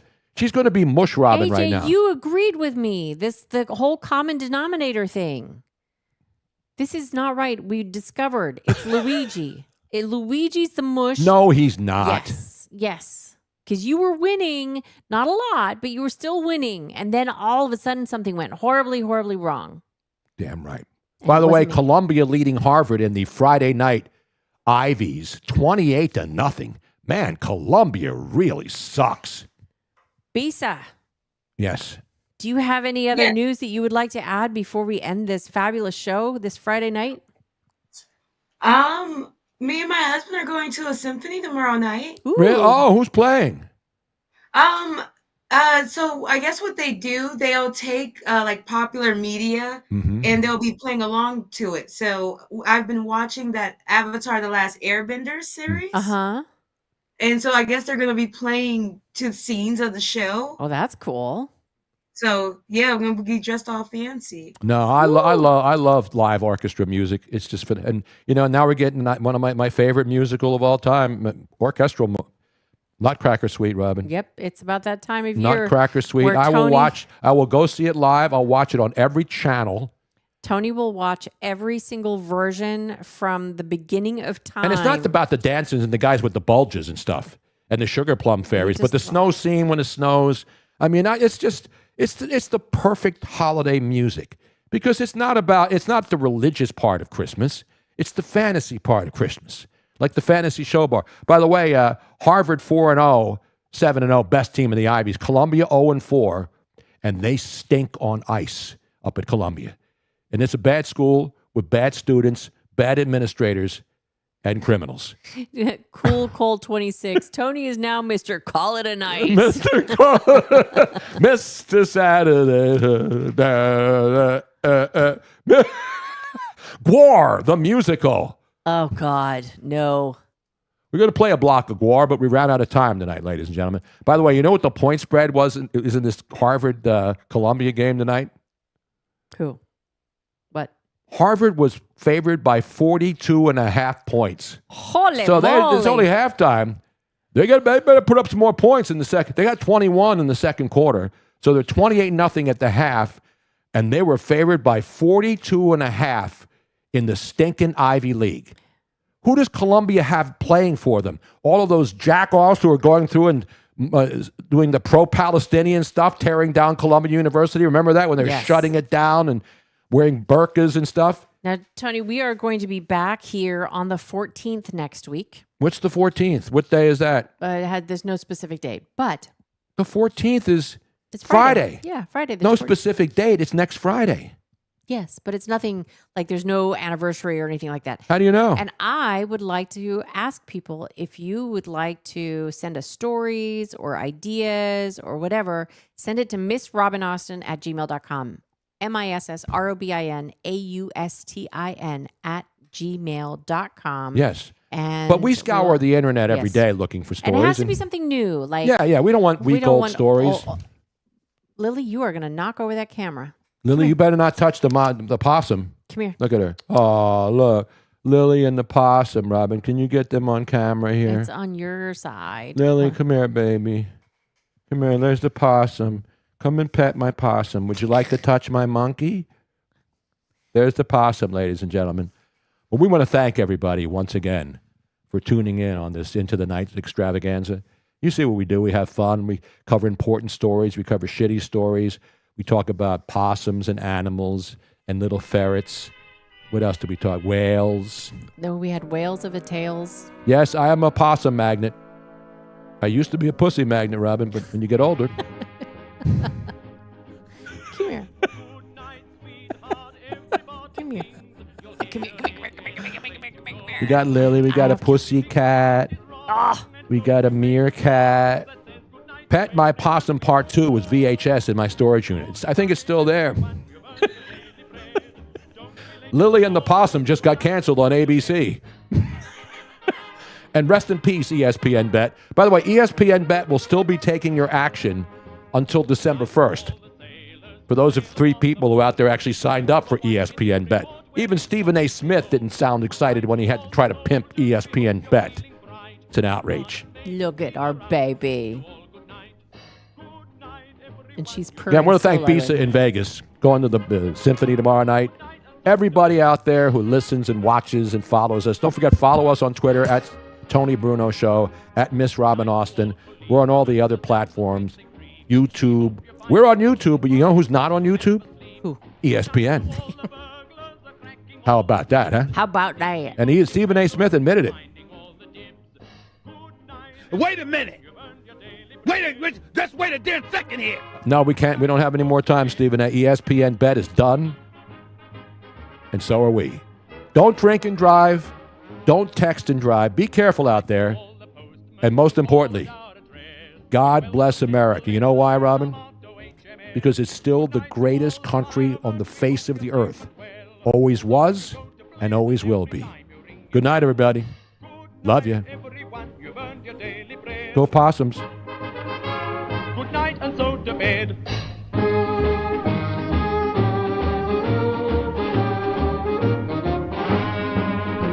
Good night to all the highbrows. We think it is a lark to play what we are playing when you're wanting Mr. Bark. Good night to all our authors who write us books galore. And though we don't know which is best, we know one who is sure. Good night, everyone. You've earned your daily bread. Good night and so to bed.